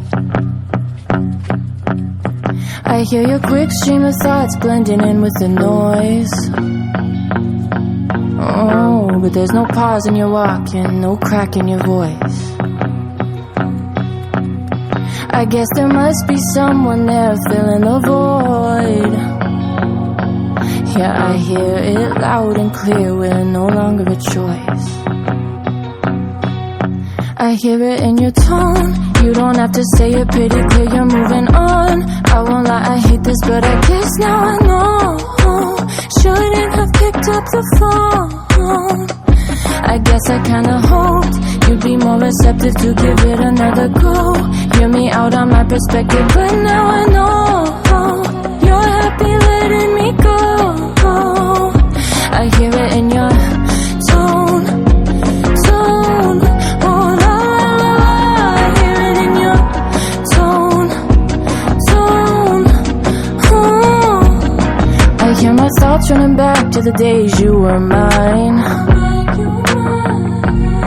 I hear my bedpost, it's echoes of all our good times. Oh, I wish there was a way to go back and rewind.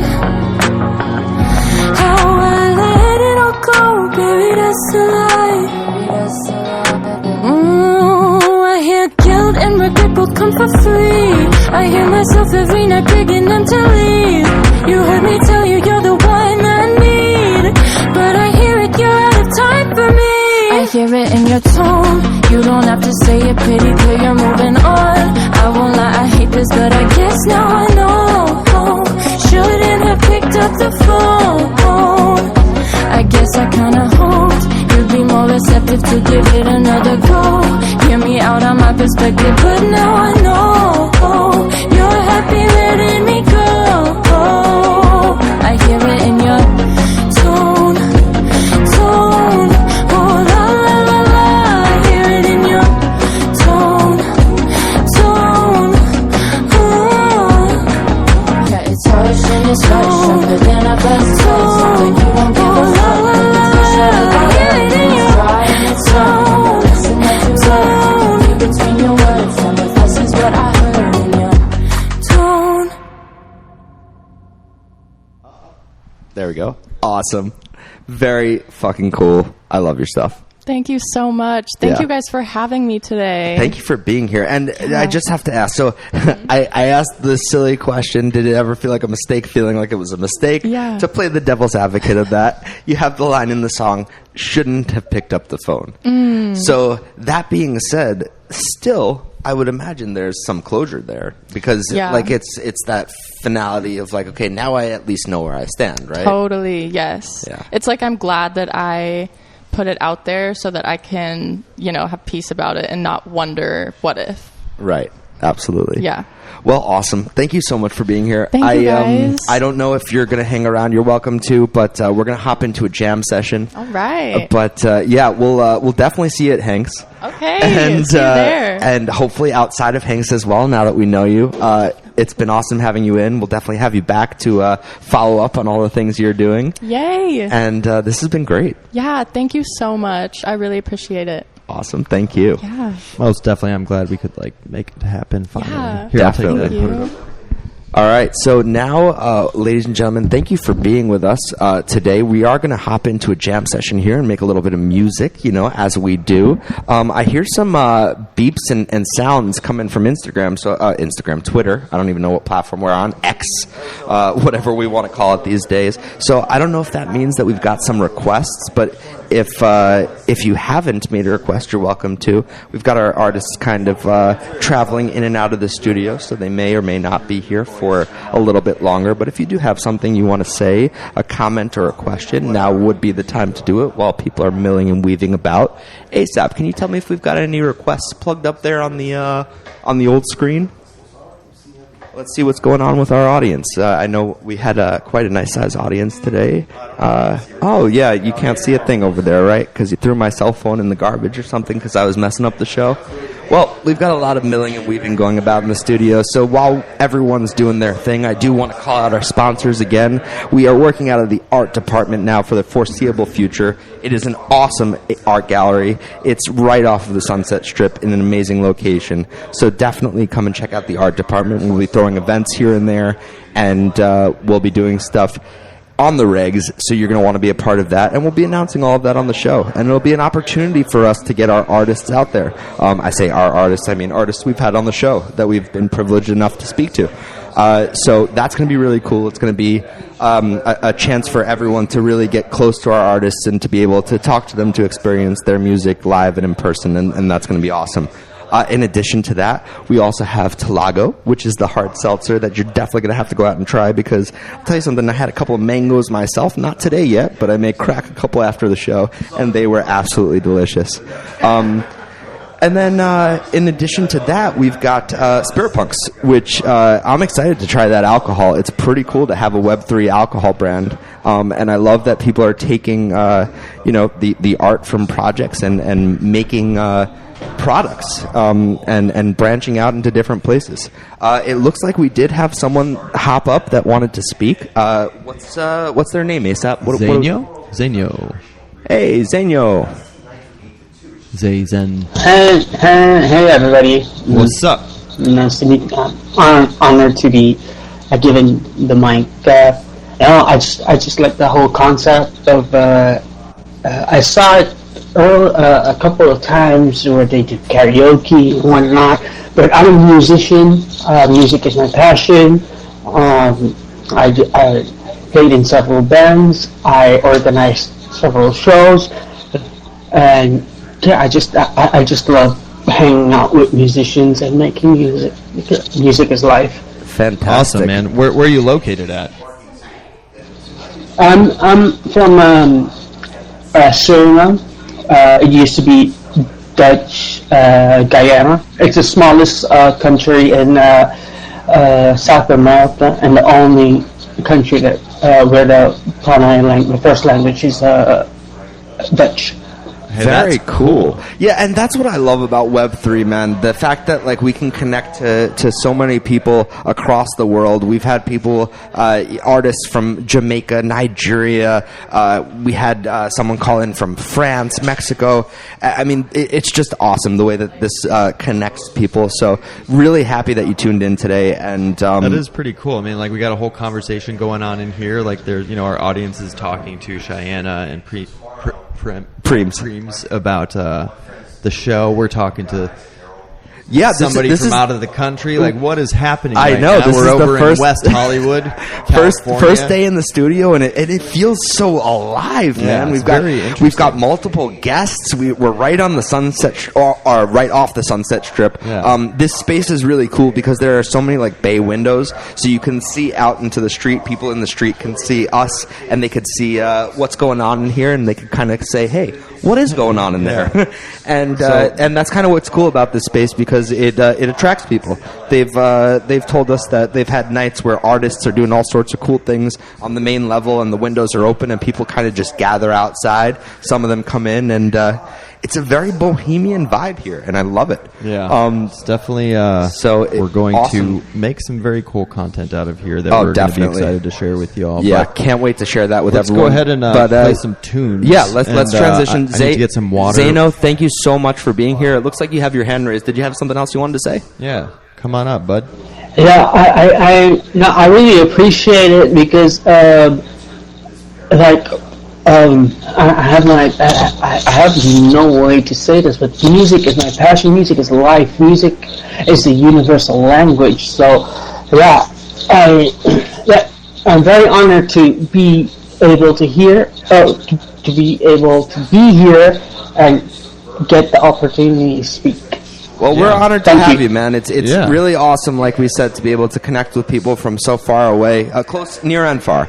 And the fact that you tuned in today and you stayed in and the show meant something to you is awesome. Yeah, and I just gave you a follow And if you have music, go ahead and send it over. Yeah, definitely. We'll go ahead and check that out and be in touch with you. But really glad you tuned in today, and really happy that the show meant so much to you. And we hope you continue to tune in, because we're going to be here live most Saturdays on Twitter at 12 p.m. Pacific Standard Time. So if you've got friends, ladies and gentlemen, in the audience, and you think that they might like the show, share the show with them. You can go ahead and retweet the room now, in fact, if you feel like other people should be listening, because we'd love to have more guests in here. And we're going to go ahead and transition over into a jam session. Do your very best to go follow all of the artists. Yes, definitely follow Premes, Cheyenna, Bandana Cheyenna, It's Premes. They are both on Twitter. They've both got a ton of new music coming out by the end of the year, and you've heard that they're both awesome artists, so you're definitely going to want to check that out.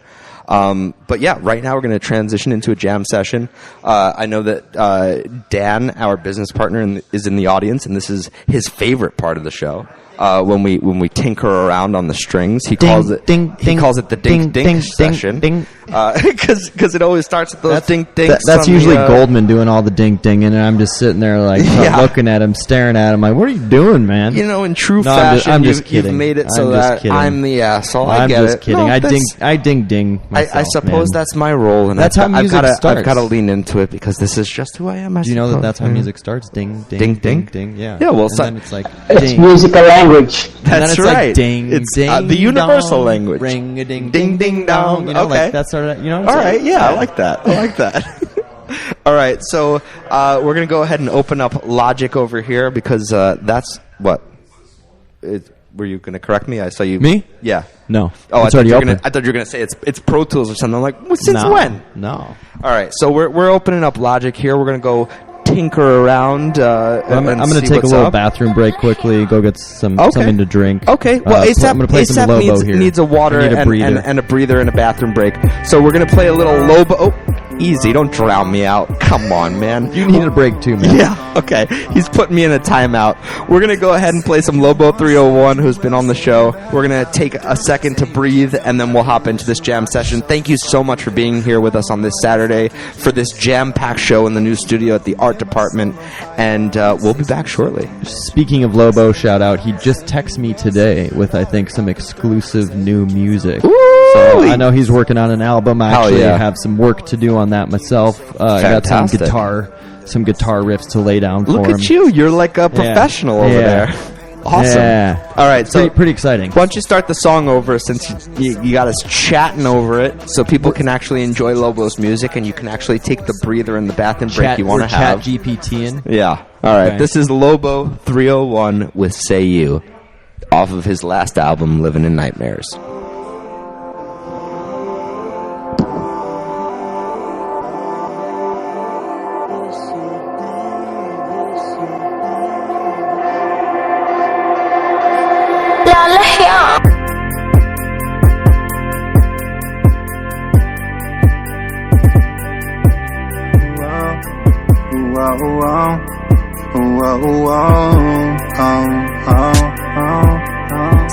Say you want, say you will, say you better cop a thrill. Say you can't feel nothing unless you pop yourself a fucking pill. I don't know if I can keep myself happy without your love. You lit my soul on fire, I'ma say some shit to let you know. Say you want, say you will, say you better cop a thrill. Say you can't feel nothing unless you pop yourself a fucking pill. I don't know if I can keep myself happy without your love. You lit my soul on fire, I'ma say some shit to let you know. Drive my pain like a stolen car. Could've got money, probably gone so far. I don't need attention, I just need some love. All that fake shit coming at me like bugs. I just take drugs to stay in my character. If I was sober, be banned from America. Saying bye dude like my first name Erica. Buy board ape and my punk getting wealthier. Stay in my lane, automatic like Tesla. I don't stop trying just cause I might mess up. Deeper than the sky, say they always playing dress up. Sleeping than a sheep in my dreams, hopping fences. If you ain't woke, you broke, better fess up. Lying ain't buying you, dying, I'm a mess now. It don't make sense now, I'ma just vent now. Feeling heaven sent now. Oh.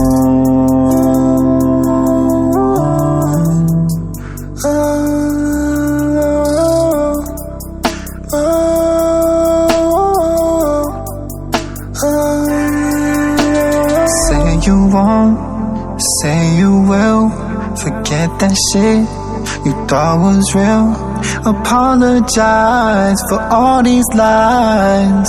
Yo, yo, yo, yo. Say you want, say you will, say you better cop a thrill. Say you can't feel nothing unless you pop yourself a fucking pill. I don't know if I can keep myself happy without your love. You lit my soul on fire, I'ma say some shit to let you know. Say you won't, say you will, say you better cop a thrill. Say you can't feel nothing unless you pop yourself a fucking pill. I don't know if I can keep myself happy without your love. You lit my soul on fire, I'ma say some shit to let you know.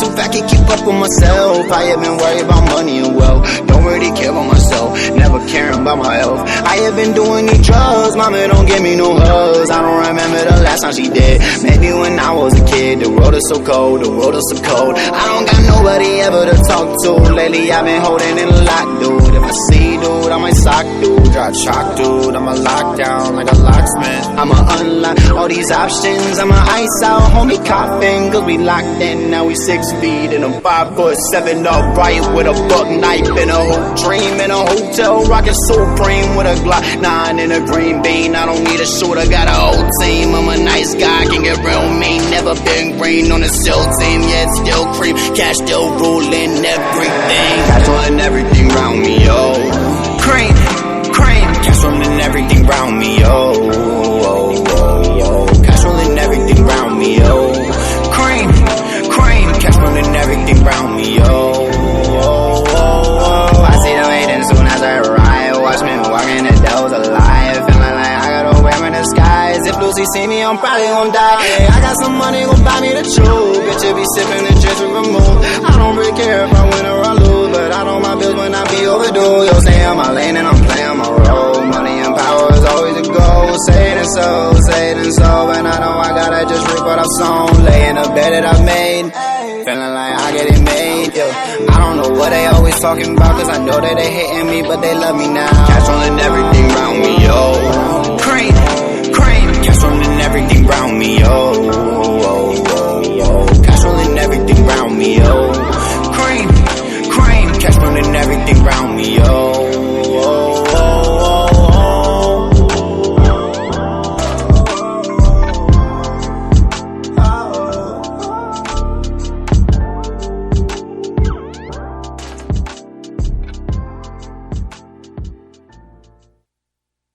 It's just different. Yeah. Yeah. Yeah, yeah, yeah. Yeah, yeah, yeah, yeah, yo, yo. Yeah, yeah, yeah. Yo, yo, yo, yo, yo, yo. Yeah. 1, 2, ready, yo. NIYTHING, like, in my mind, I can do anything. Like, I'ma give this game my wedding ring. Like, I ain't gonna get my setting clean. Like, I'ma get my plate, I'ma eat it well. Found some holy water in a holy well. Dove head first in the water boiled. If I was a dairy product, I'd be spoiled. I'ma try to spend every dime I get. Never scared, man, never see me fret. Not a betting man, but I probably bet if I text your girl, I can make her wet. I ain't cocky, but she love my jock. I'm a rapper now, used to be a jock. I'm a rapper now, used to bend the block. I'm a rapper now, better set it off. I'm a teacher now, better educate you. All my rhymes finna stimulate you. I ain't talking checks, I'm talking big attention. I'ma skip the tension, watch the resurrection. We can rise up, then just pay attention. Yeah, the truth I'm telling, I was sent from hell. I'm an angel of light in a human cell. Better seal your fate, that's a human's tale. If we said we'll accomplish anything, if we said we'll accomplish anything, if we said we'll accomplish anything, anything, accomplish anything. If we said we'll accomplish anything, if we want it, we'll achieve it, we'll accomplish anything. If we said we'll accomplish anything, anything, accomplish anything. I know it's hard when the enemy grabbing at you. Stay in in your peas, but move silent like pterodactyl. I'm hearing your wants, and it's cool, but it's temporary. I'm here for the truth, at your door like a missionary. Be visionary, trying to be big and scary. Glock is tucked in his jeans, doesn't mean it's hereditary. I'm off that, they want me to fall back, but I'm on a mission. Hunger persistent, they selling our souls. I shoot, you can't fit them. At first we were starving for meals, not pay attention, cause there is a difference. We starving for meals. This ain't just for the whips, this ain't just for the bread and a house on the hills. Nigga, this is for real. You come from the bottom, you know how I feel. You go to the bottom, you learn how I feel, boy. If we said we'll accomplish anything, if we said we'll accomplish anything, if we said we'll accomplish anything, anything, accomplish anything. If we said we'll accomplish anything, if we want it, we'll achieve it, we'll accomplish anything. If we said we'll accomplish anything, anything, accomplish anything.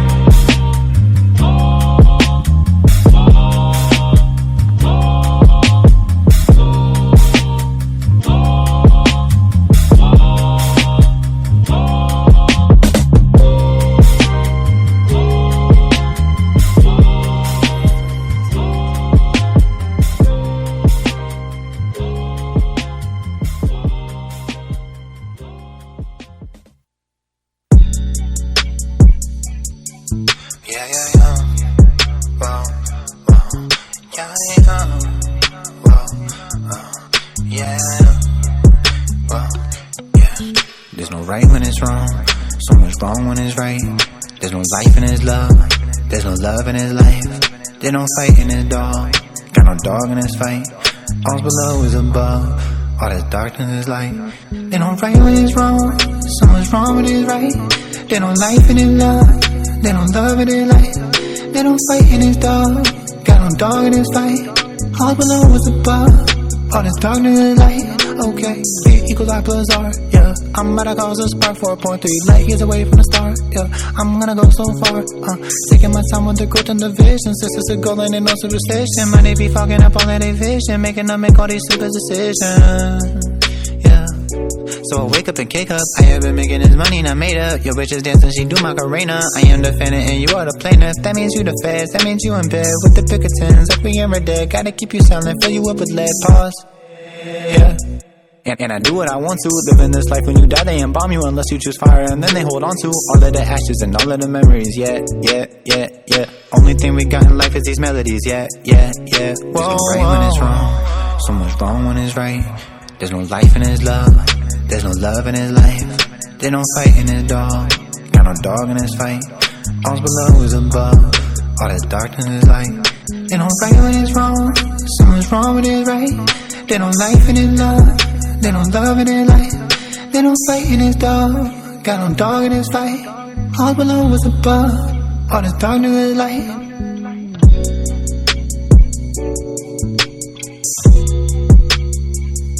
It's 2 o'clock.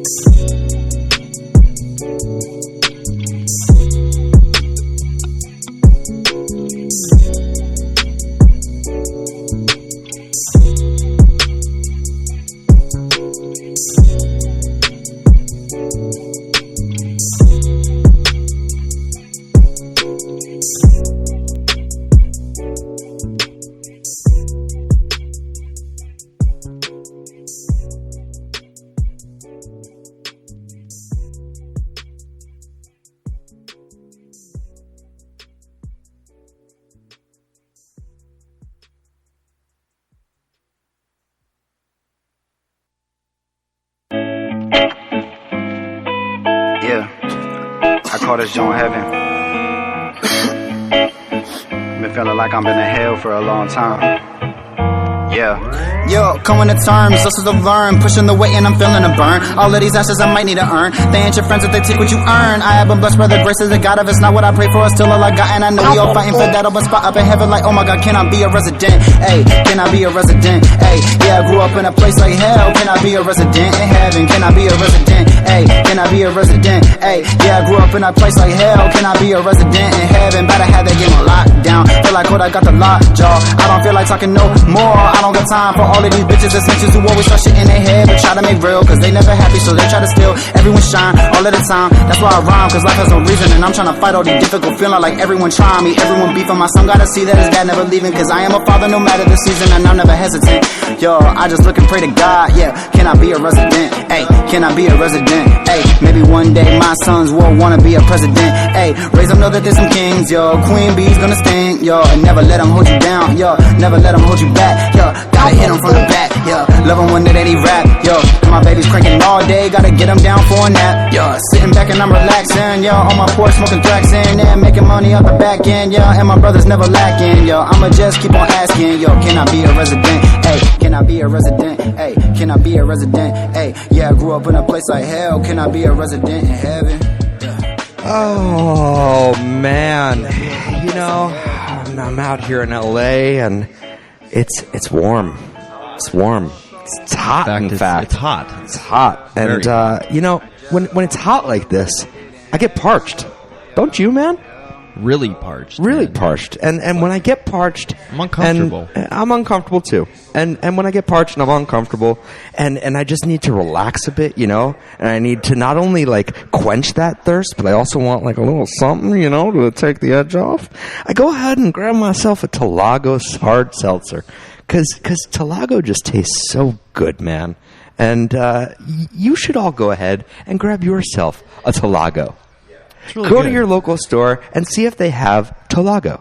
And if they don't, tell them they must order Talago. Because Talago is where it's at. It is really good. It's gluten-free. It's got 100 calories. And ASAP 1 gram of sugar. Turning the can while it's open, about to It's all right. spill it all over our equipment. Nah. But yeah, go ahead and check out Talago because it's delicious hard seltzer, and It they is are now really good. one of our sponsors. We're so excited to have sponsors. This is so cool. So we will continue to talk them up. We've got Talago hard seltzer, we've got Spirit Punks alcohol, and we've got the art department, which is the location we're at off of the Sunset Strip. We are so excited to be here, and we are now rolling our way into a jam session.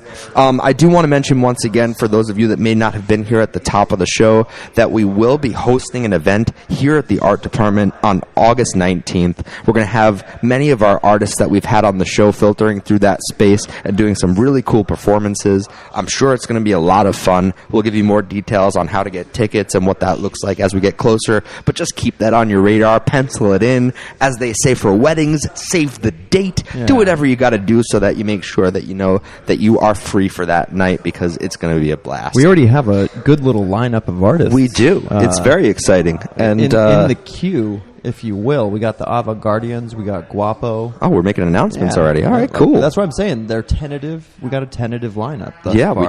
we do. And then we got And, Doll Machine.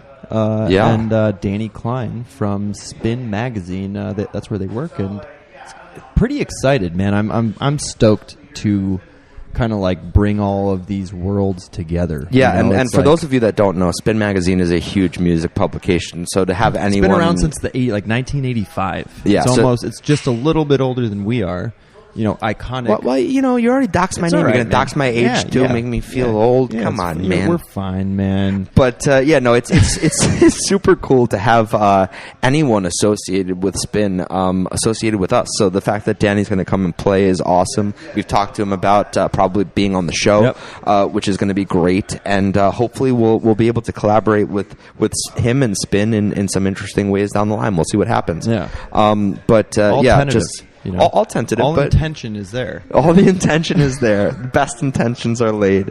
But no, we're going to be doing a lot of really cool stuff in this space. So excited to be here. The opportunities are endless. So keep tuning in. What's really cool for me that I've spoken about with some people once we were told that we were going to have this space is the caliber of performer we're going to be able to get on. And I don't mean that in terms of necessarily what they're able to do musically, because we've had some fantastic musicians come through the show. I've told you that, you know, I listen to some of these musicians now in my car when I'm driving around, and I really do enjoy the music that we've heard from these people. But beyond that, I'm just talking about kind of from a notoriety perspective, because there are certain people, you know, we've been sort of hesitant to approach, because while we know our show is great, bringing them to ASAP's kitchen may not be the best sell. You know, not everyone wants to come to the kitchen. Well, you know, it's like there's times where I've been like, you know what, fuck it, I'll ask them, but then I see like people's reaction. Yeah, to they'll it, look and on it's their just face like, or they're like, oh, we're yeah, coming to your apartment, or to your they'll be like, yeah, kitchen. sure, that'll be great, yeah, sure, no problem, but it's not good. Right, and good. yeah, and that goes beyond even, you know, ASAP's ridiculous vetting process, which we've talked about in the past, where he would decide who, you know, he felt was safe enough to have in his space. But yeah, hey, listen, it's your apartment. Pretty I get much it, it's your home. everyone's come that's been Yeah, invited, you made a couple of vetoes. I'm not going to say who, but anyway, we're just so excited to be in this new space and to have something so awesome behind us to be able to say, hey, come out to this great location, this awesome art gallery, and it just feels so real and professional. Yeah. And this gives us an opportunity to dude, give the real opportunity that we've been trying to give to artists, a place to perform, you know, a place to come and share and connect with people. And that's like a big part of the Web3 thing, is like the in real life events. And I think now that Sapo Studios has an official home to do that in, right here on the Sunset Strip in West Hollywood, we are extremely lucky. And you all definitely, if you don't live local to Los Angeles, we'll keep you posted. And I know people that love NFTs love to travel for NFT parties. Sure. So yeah, I know we'll be doing some stuff in New York. That's where I'm from, and that's where I actually just spoke to a buddy of mine. You know, Aaron. Yep. He was telling me he's still plugged into a lot of places where he thinks he can talk to the owners about having performances go on. Well, so I mean, it's all connected, Yeah, man. We're just gonna rock and roll and keep trucking along. And the it's thing gonna be about awesome. Sapo Studios that we established right off the bat, you can never is leave. that you can never leave. It's No, like- but what's cool is, you know, we have always, since we started the show, we were Sapo Studios, right? We are Sapo Studios. When I make my whole spiel to you, my resetting the room, we are Sapo Studios. But now we have like this location that it's like, it's not only like the kitchen was like the kitchen, right? But this is now Sapo Studios. Right. And that is so fucking cool that we have a Sapo Studios now. Yes. And a the physical address, location. Yeah, the and address for Sapo Studios is not my apartment anymore. It no longer is your apartment. All right, let's hop into this jam session. Thank you all for being with us for so long today. I know it's a long show, and I really appreciate you all tuning in. This has been fucking great. We've had a whole slew of cool people between Adam Vlux, the artist that's going to be doing a show here tonight. We had Lollyhops from the Frogland team come up, and we were able to thank her for this space and hear some updates about Frogland. We had Premes, who's It's Premes on Twitter, and we heard about some of the really cool stuff that he's doing. He just did the music editing for Winning Time Season 2, which is going to be on HBO next Sunday. And we spoke to Cheyenna, who goes by Bandana Cheyenna on Twitter, who performed a live song that was just absolutely gorgeous, completely moving, gave ASAP the goosebumps. I was here to witness it firsthand. I saw the goose pimples raising off his skin. It was no bullshit. And yeah, so we're just rocking and rolling and having a great time here in the new studio off the Sunset Strip, and now we're going to roll into this jam session. So ASAP, you've opened up Logic over there. It sounds like you want to start with some drums. Is that right? Usually it just gives you a good tempo to start. You could always change the groove, but it's just like a good place to start. Easier to play to than a metronome, if you will. What kind of song you want to make today? I'm kind of feeling like some power chords and some distortion, to be honest with you. Oh, yeah? How do you feel about that? I mean, this is a Motown vibe. I mean, but you can mix all kinds of genres, right? Let's see. I don't know. Maybe it's the Talago in me, but I'm feeling free. I'm feeling loose. Let's see. I'm just gonna keep chilling Talago. I hope you know that, man. It's gonna keep coming out of my mouth. And going into my mouth. Here we go. Yes, it does have alcohol in it, people. Yep. Bingus will be drunk by the end of the show. It should only get more interesting. Get involved. All right, here we go. This sounds like some sort of a I don't know what I've been told. Savio. All right, so this is you're leaning into that funk sort of thing. Do we have the? Can I pick this metallic mint green guitar up? Can we get this going? Little Fender action in the studio. Shout out Fender Guitars. Shout out John's Guitar Repair. I was just about to talk about that because I just picked this up from John's Yep, guitar. we've talked about good old John a couple times on the show recently. He went ahead and fixed our bass guitar.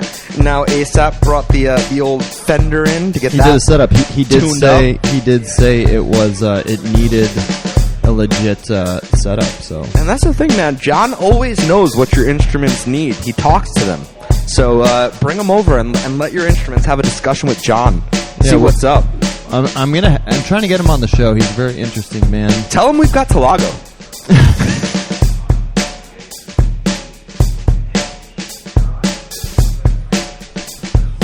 All right. Here we go.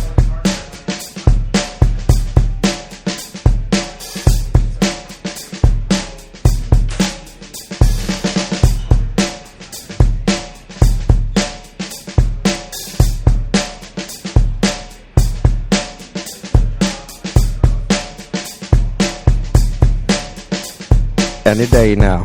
Oh, any day now. Okay. ASAP's playing with the plugs on the floor. Any day now. Any day now. Oh, you need help? You don't just need me to sing what you're trying to do over there? Okay, got it.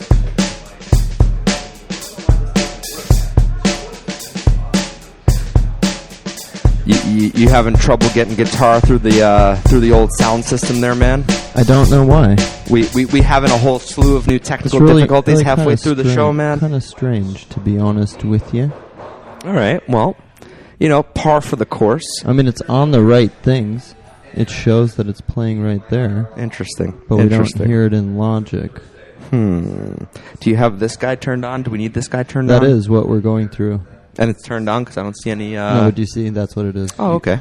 All right. Yeah. Well, fuck me or then. else this thing wouldn't work. Sure. Oh, I'm sure this is all very interesting background talk for you. While we're taking a moment here, let me go ahead and tell you about Talago Hard Seltzer. I'm just kidding, guys. Why doesn't this... I'm going to close this and just try Yeah, why don't you close it and reopen it? Because that's usually how things work, right? You just unplug it, you plug it back in, and shit works. So we'll go under that assumption. Are you able to get any sound out of this keyboard here? Maybe we start with the keyboard. No, hold on a second. Oh, all right. Well, just bear with us, folks. I mean, new space. They can't hear you. Maybe they can hear you now. Okay. All I was saying was bear with us. New space, technical difficulties, but it's all par for the course. The thing I don't get about technology is it works in one room and then doesn't work. Well, sometimes. I can hear it. I feel like sometimes you turn something off, turn it back on, and then all the settings go back to the way. There we go. It sounded you like just got to close it and open it. That's there always, you go. That's how technology Unplug it and works. plug it back in. Unplug it. Yeah, what I did was unplugged the entire rig from my computer, plugged that back in, quit the program, restarted it. It sounded like fucking technology. Ed wanted to chime in there for a sec. I'm not sure if you wanted to say something, Ed, or if you were just helping us with a little bit of vamping. Or if you're like, these assholes need to get it together. Well, they wouldn't definitely say in technology.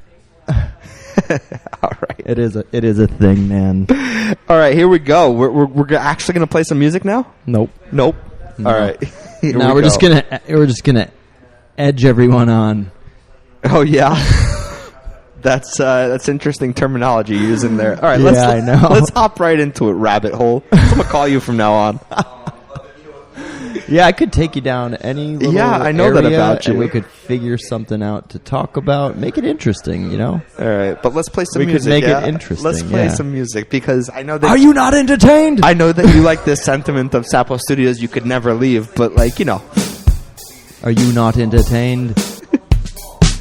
All right. Are we going indie disco, indie rock, modern 80s? There you go. There's your sexual healing, Dave. See, I've convinced you.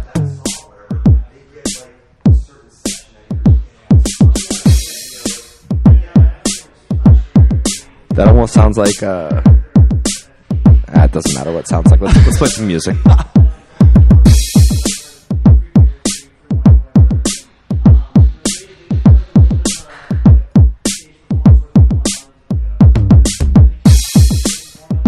Yeah, take your time there, ASAP.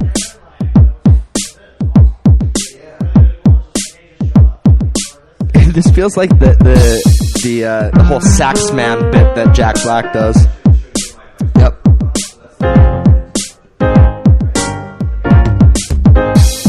I'm like, take it away, ASAP, and then it, bink, bink. Yeah, F. That's what you're feeling. F this.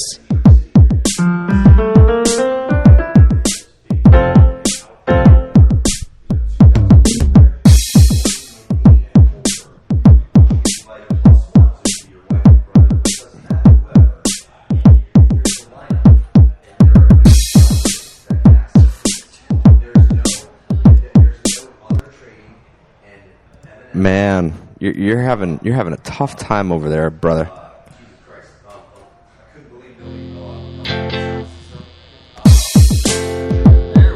There we go. Look at that. We got drums and guitar at the same time, and a lot of feedback.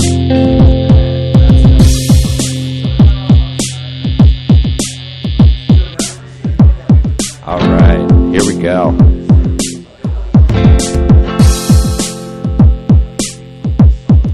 Well, at least we got a chord out of it.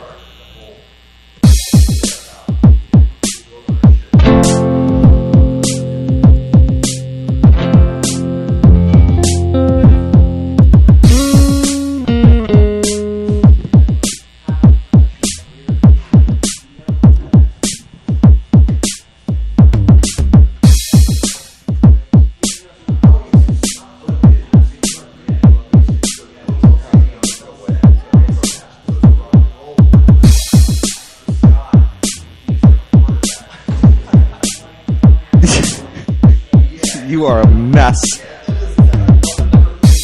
Which one of us is drinking, man? Because I'm pretty sure it's me, but you're acting drunk over there. It's a new space, man. It's like I've never sat down at this table with the guitar. The guitar man, didn't fit. You look like you're in outer space. The guitar didn't fit. You know.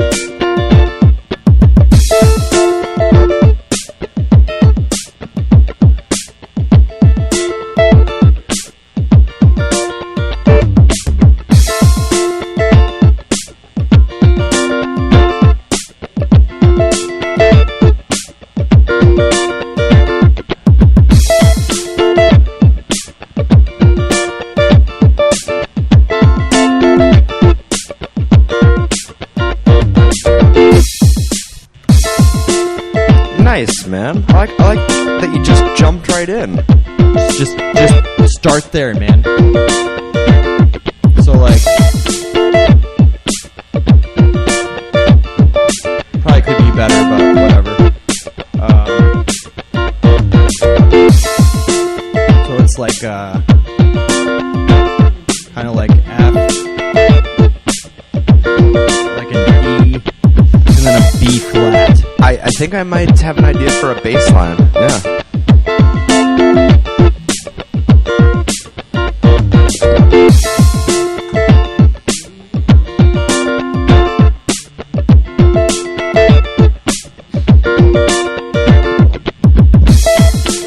It's got like a very like summery vibe, very much like Los Lonely Boys or some shit.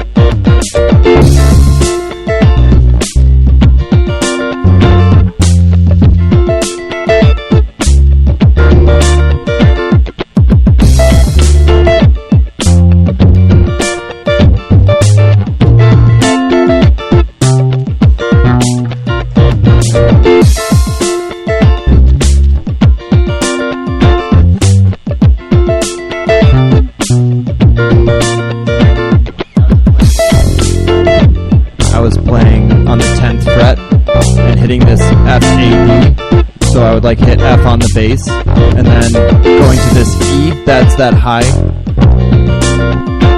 and then hitting this B flat. So I would guess F, E, and B flat would be your notes. So F, E, B flat.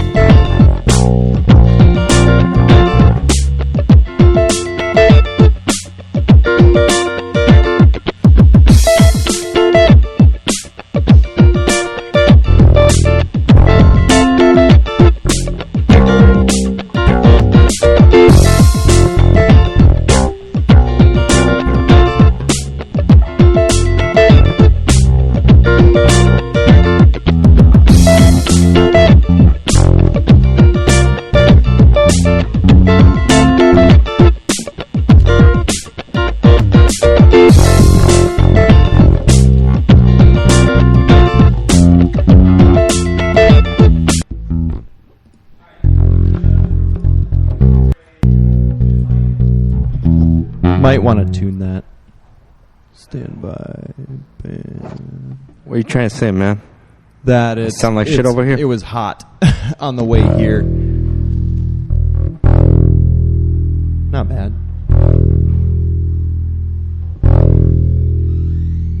Okay.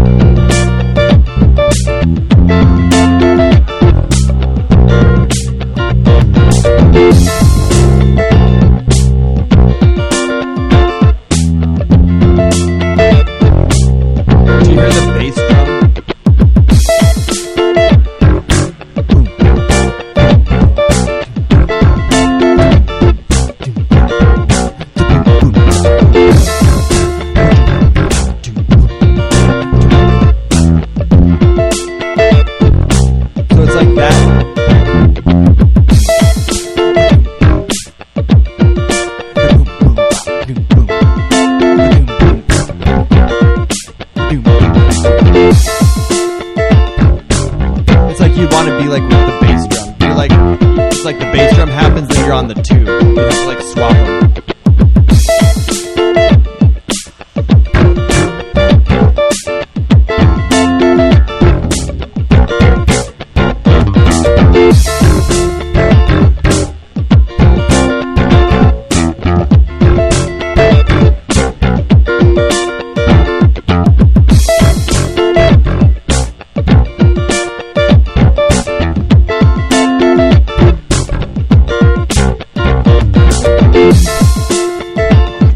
we lay one of these down?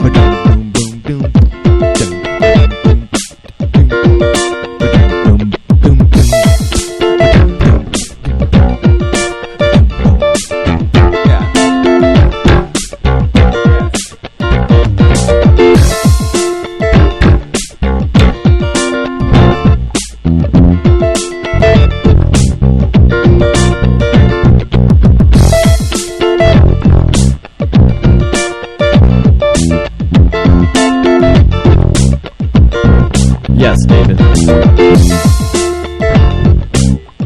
Yes, okay. Ready? 2, 3, 4.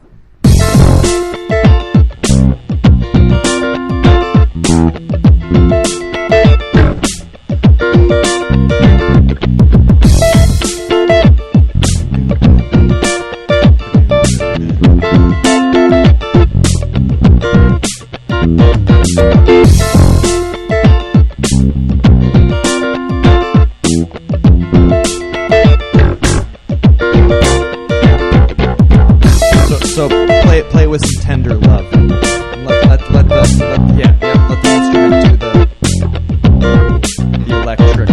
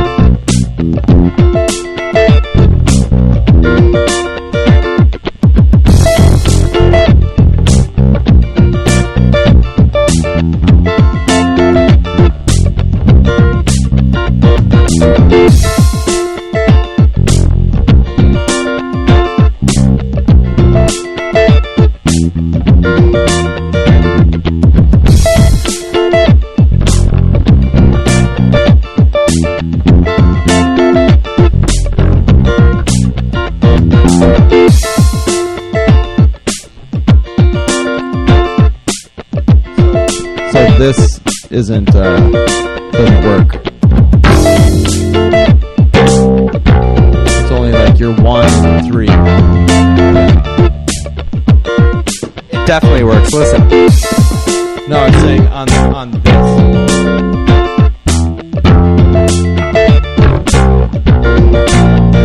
The second string on that.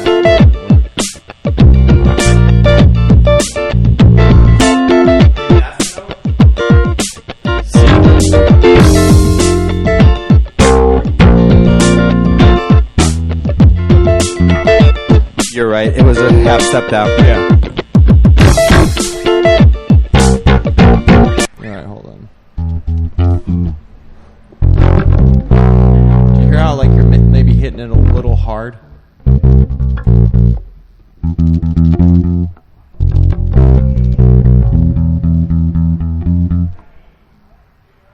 Alright, ready? Alright, ready?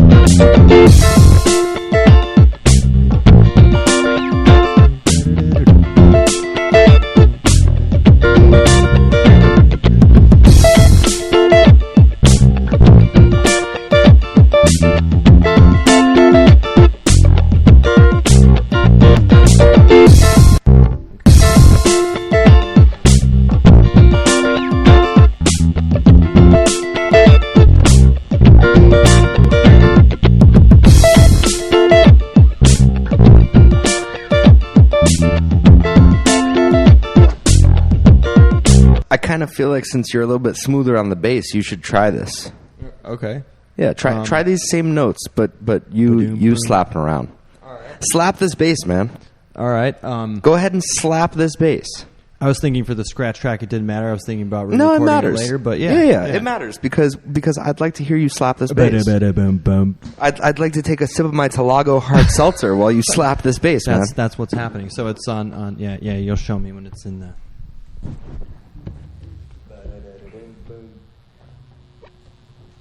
So it starts on F there, like you wanted.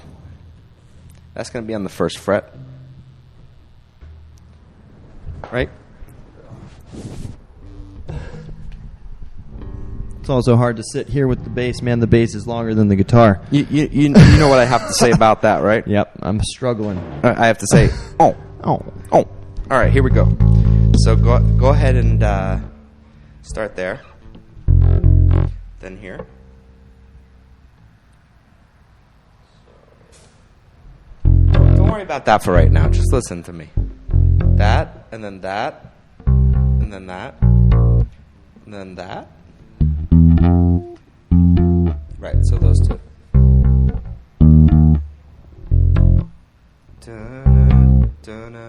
Nope, right here. Then that.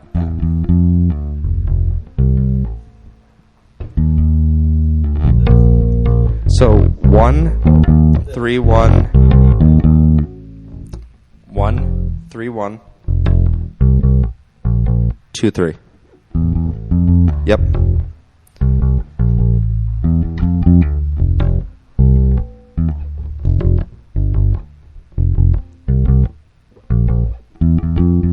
There you go. Now you just got to play around with that with the music.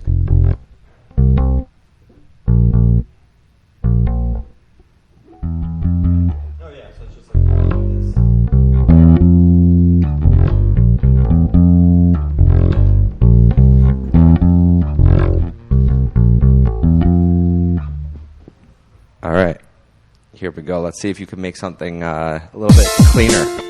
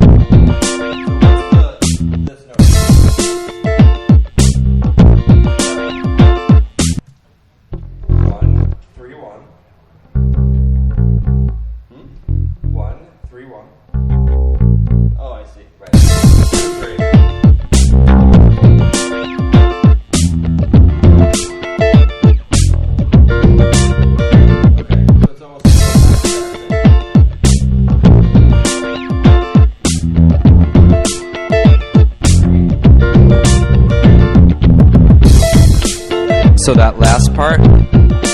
So it's 1, 3, 1, 2, 3, 3, 1, 1. No. Yep. Cool.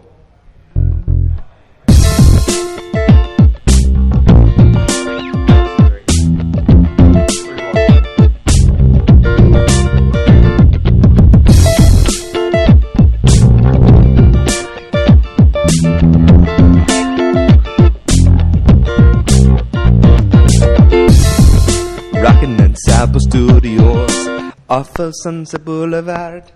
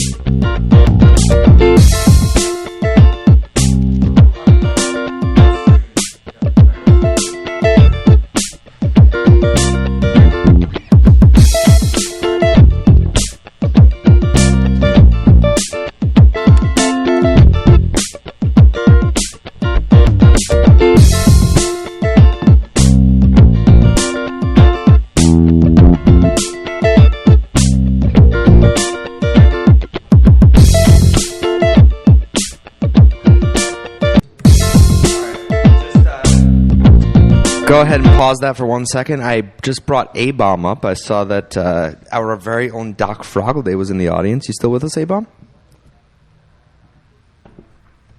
He might be out in the ether. All right. It was worth a shot. I saw that he requested a while ago, so I dragged him on up, but I guess I was... He's not up as a speaker. Oh, is that what happened? Okay.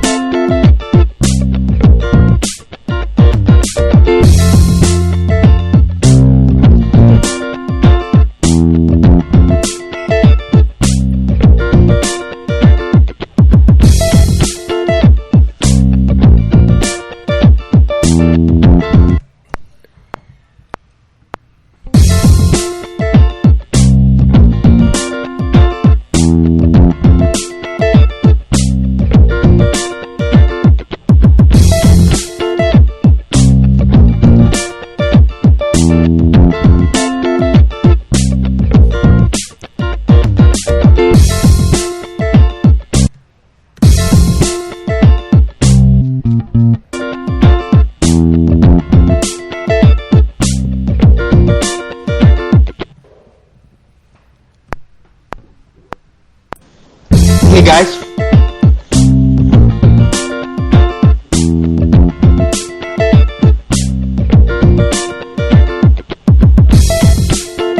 What's up, Zeno? Now I just wanted to say it's got like a Sugar Ray and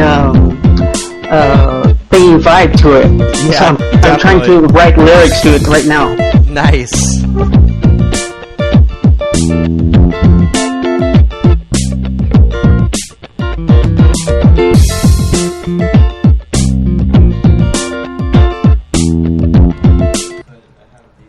I want to go ahead and shout out Abel Okagawa, who's in the audience, former Sapo interviewee.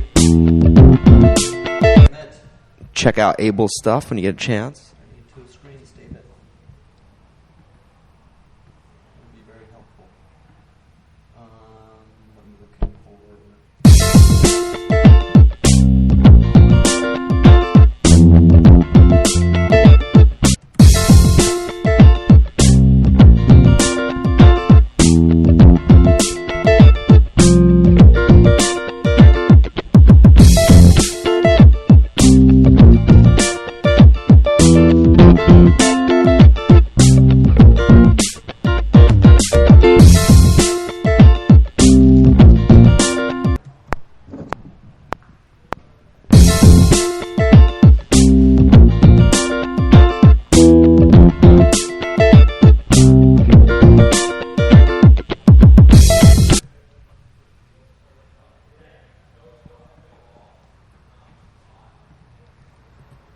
All right, so we got that bass line in there yet, or what's going on here, man? Yep. And I just layered an octave higher of the same bass note.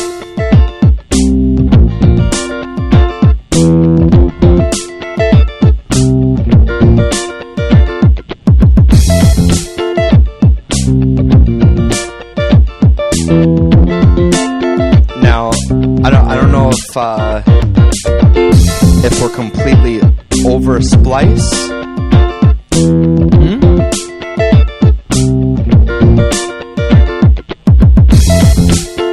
Oh, I see what you're saying.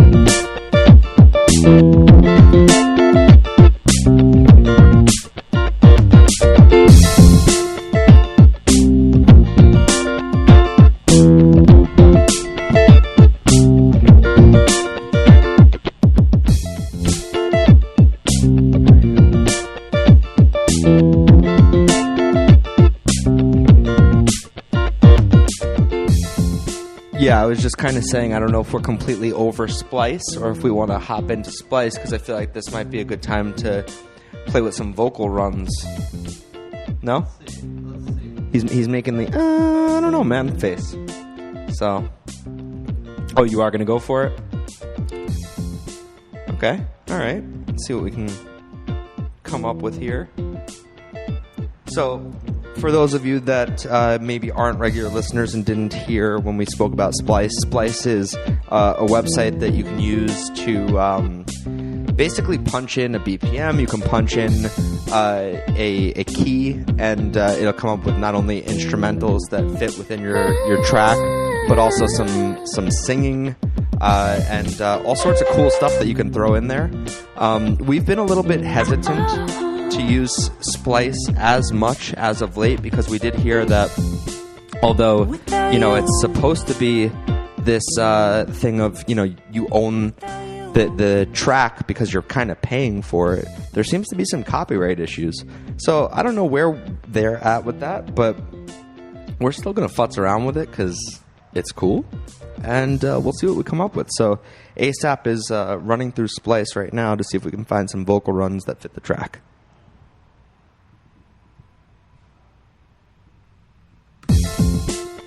Without you. Oh, he already found something. Without you. Without you. Ooh, ooh.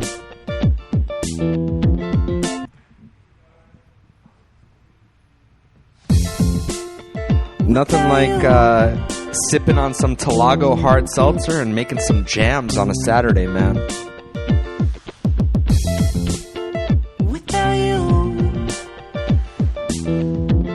I love having sponsors. Without you.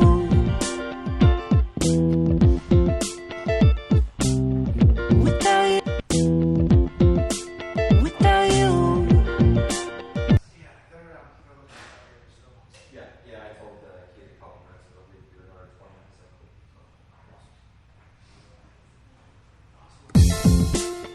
Without you.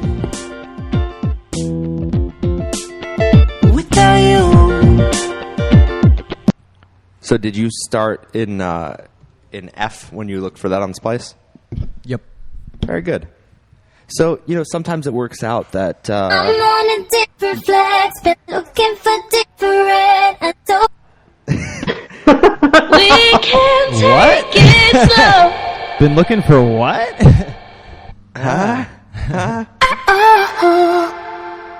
So what I was going to say was, sometimes it works out that... Can you just... This guy loves to drown me out when I'm talking. What I was going to say was that, now I just can't hear it. I know. I'm trying to make the song. You can wait 1 second while I say something. Sometimes it works out that when you're looking for the key is the same as the first note or the first chord that you start the song with, and sometimes we have issues with finding the key. Fortunately, today it worked out that way. Well, because I started in a specific key. Oh. So, which I've been telling you, it's just, being conscious of that. Yeah, when we're doing it this way, it's just much faster to start in a key. When you're just creating like out of the goodness of your heart. Yeah, just feel, man. Very good. Well, we did start with a key today. We started with the key of F, and it looks like that worked out for us because ASAP over here, this wise ass that I'm working with, is able to pull up some stuff that fits within the track. Let's see. Are both of those from the same artist? I don't think so. Maybe they are, yes. See, that's the other cool thing about Splice. They'll put out a bunch of stuff from the same artist so you can layer your track with all of the same sounds. Or you could have different artists that are in the same key. I don't know if I like that.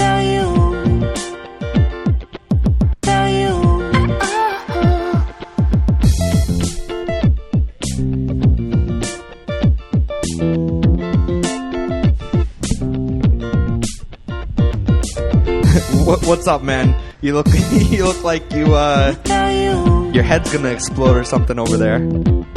You overwhelmed?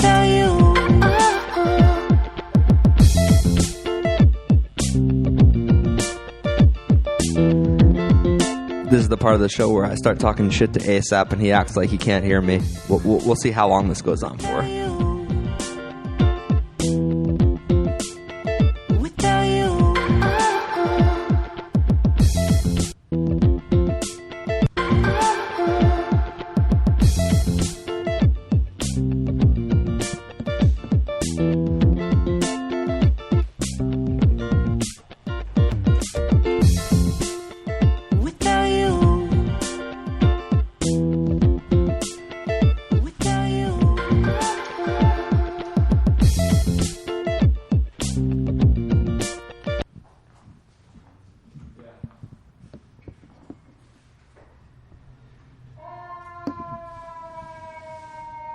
Look what you did. Look what you did. Setting our new studio ablaze. Come on, man.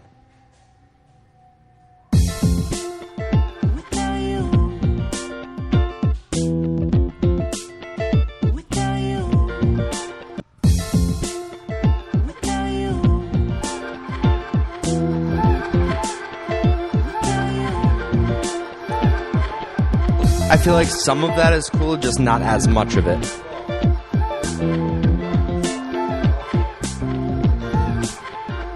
Other effects on there. Do you have this singer's name so we could shout out the artist? See, just that step effect makes it cool. That is actually really cool, that effect. Can you play that, just the notes, the instrument that's affecting? Yeah, and then play it without that effect. That's not an instrument. This is, oh, that's the vocalist. It's the vocalist, but I put it in reverse. It's this vocal right here. It's that vocal, and then I put it in reverse. And then see, that's fucking cool, and that's how, like, when you look at the breakdowns on some of these songs where, like, Kendrick or somebody, like, or like Pharrell does a lot of shit where he just, like, reverses something, pushes it up an octave. Like, you're learning how to do that, man? Totally, dude. Totally. Yeah, he actually, ASAP sent me something the other day that was like a remix of Heard It Through the Grapevine. That was fucking cool. And he's starting to play around with some of that stuff, and it's pretty exciting because it sounds like you almost know what you're doing, man. Here it is, man.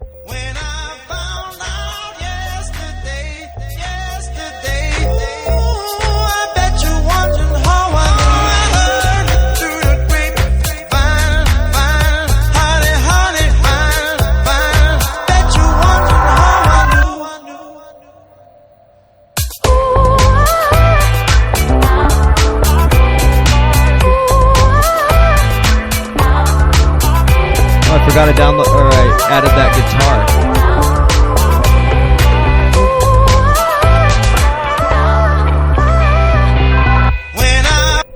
guitar. People think this guy thinks people can hear him while the music is blasting. Nobody can hear you. You man. You could hear me. Yeah, I could hear you. No, but that's really cool what you did there, and it almost sounds like you're progressing as an artist. Just keeps happening, man. Blessed be Sapo Studios. Blessed be Sapo Studios. Yeah, this needs some work to make it sound a little more proper, but it's a cool start. I feel like I'm hearing in the tone of your voice that that's where you want to wrap that up. Yeah, I think that's probably a good place. Because, like, if I start tinkering around, like, 10 minutes is not enough. Right. I'm going to get suckled in. All right. So that's where we will leave that then. It's been a jam-packed, action-packed show. Zeno, I encourage you to send some lyrics if you've started writing them to Sapo Studios. I was just about to sing. Okay, yes. Oh, you're gonna sing. Sing. Well, it's just a line though. Sing it, man. Sing it. Hold on. Let's turn it up for you. Hold on. Okay.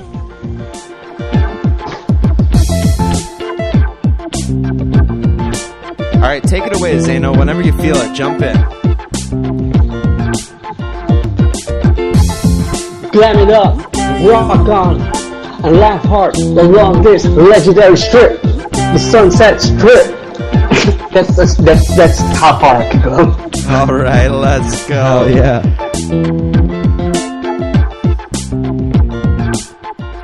That's awesome. Cool man. stuff. Well, you guys have it in a loop, so yeah, I'm waiting on a transition. Yeah, I know. Yeah, so I can transition. No, it's interesting you should bring that up because that's something we've talked about on the show. You know, we do these scratch tracks, and a lot of times they are loops, and there's a lot of cool stuff we do, but there's definitely opportunities for us to, you know, write a bridge or something and turn some of these into full songs and do the orchestrations there. But you know, it's a scratch track for now, and they can all be expanded upon, but just messing around. But appreciate you contributing, Zeno. It's super cool that you decided to hop in and participate, and that's really what we want from all of our audience members. You know, get involved. We're just having fun here. So if you feel like contributing some ideas, we encourage that, and it's awesome that you did that. So thank you very much for doing that, Zeno. You're welcome, and I'm honored. I'm honored, and I'm always. If you guys need me, just send me a DM or whatever. Like, hey. Because I can improvise, and I love these just jam sessions and just coming up. 100%, man. Awesome. Definitely DM us. We'll DM you as well, but definitely love to have you on the show. Yeah, man. There's going to be DMs going all over the place, sounds like. So we're just going to be DMing everywhere. Yeah. All right. So that's going to be a wrap for us. It's been action-packed, jam-packed. We're in our new space. If you haven't heard me say it 1,000 times, I'm going to say it 1,000 more before today's show is out, before like the year is out. I'm going to say Talago. I'm going to say Spirit Punks. You're going to hear all that over and over again. And I'm shameless. You know, I have no shame.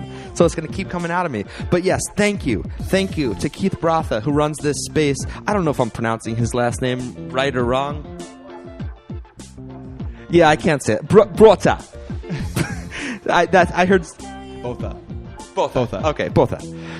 Thank you to Keith Botha. I'm sorry that I'm butchering your name, but we wouldn't be in this space without you. It is absolutely unbelievable. Thank you to Lollyhops and Froggy. I was getting there, man. Hey, man. Come on, Dave Length, man. I beat you to All it. right. Thank you to Lollyhops and Froggy Digital. Definitely without whom we would not be here.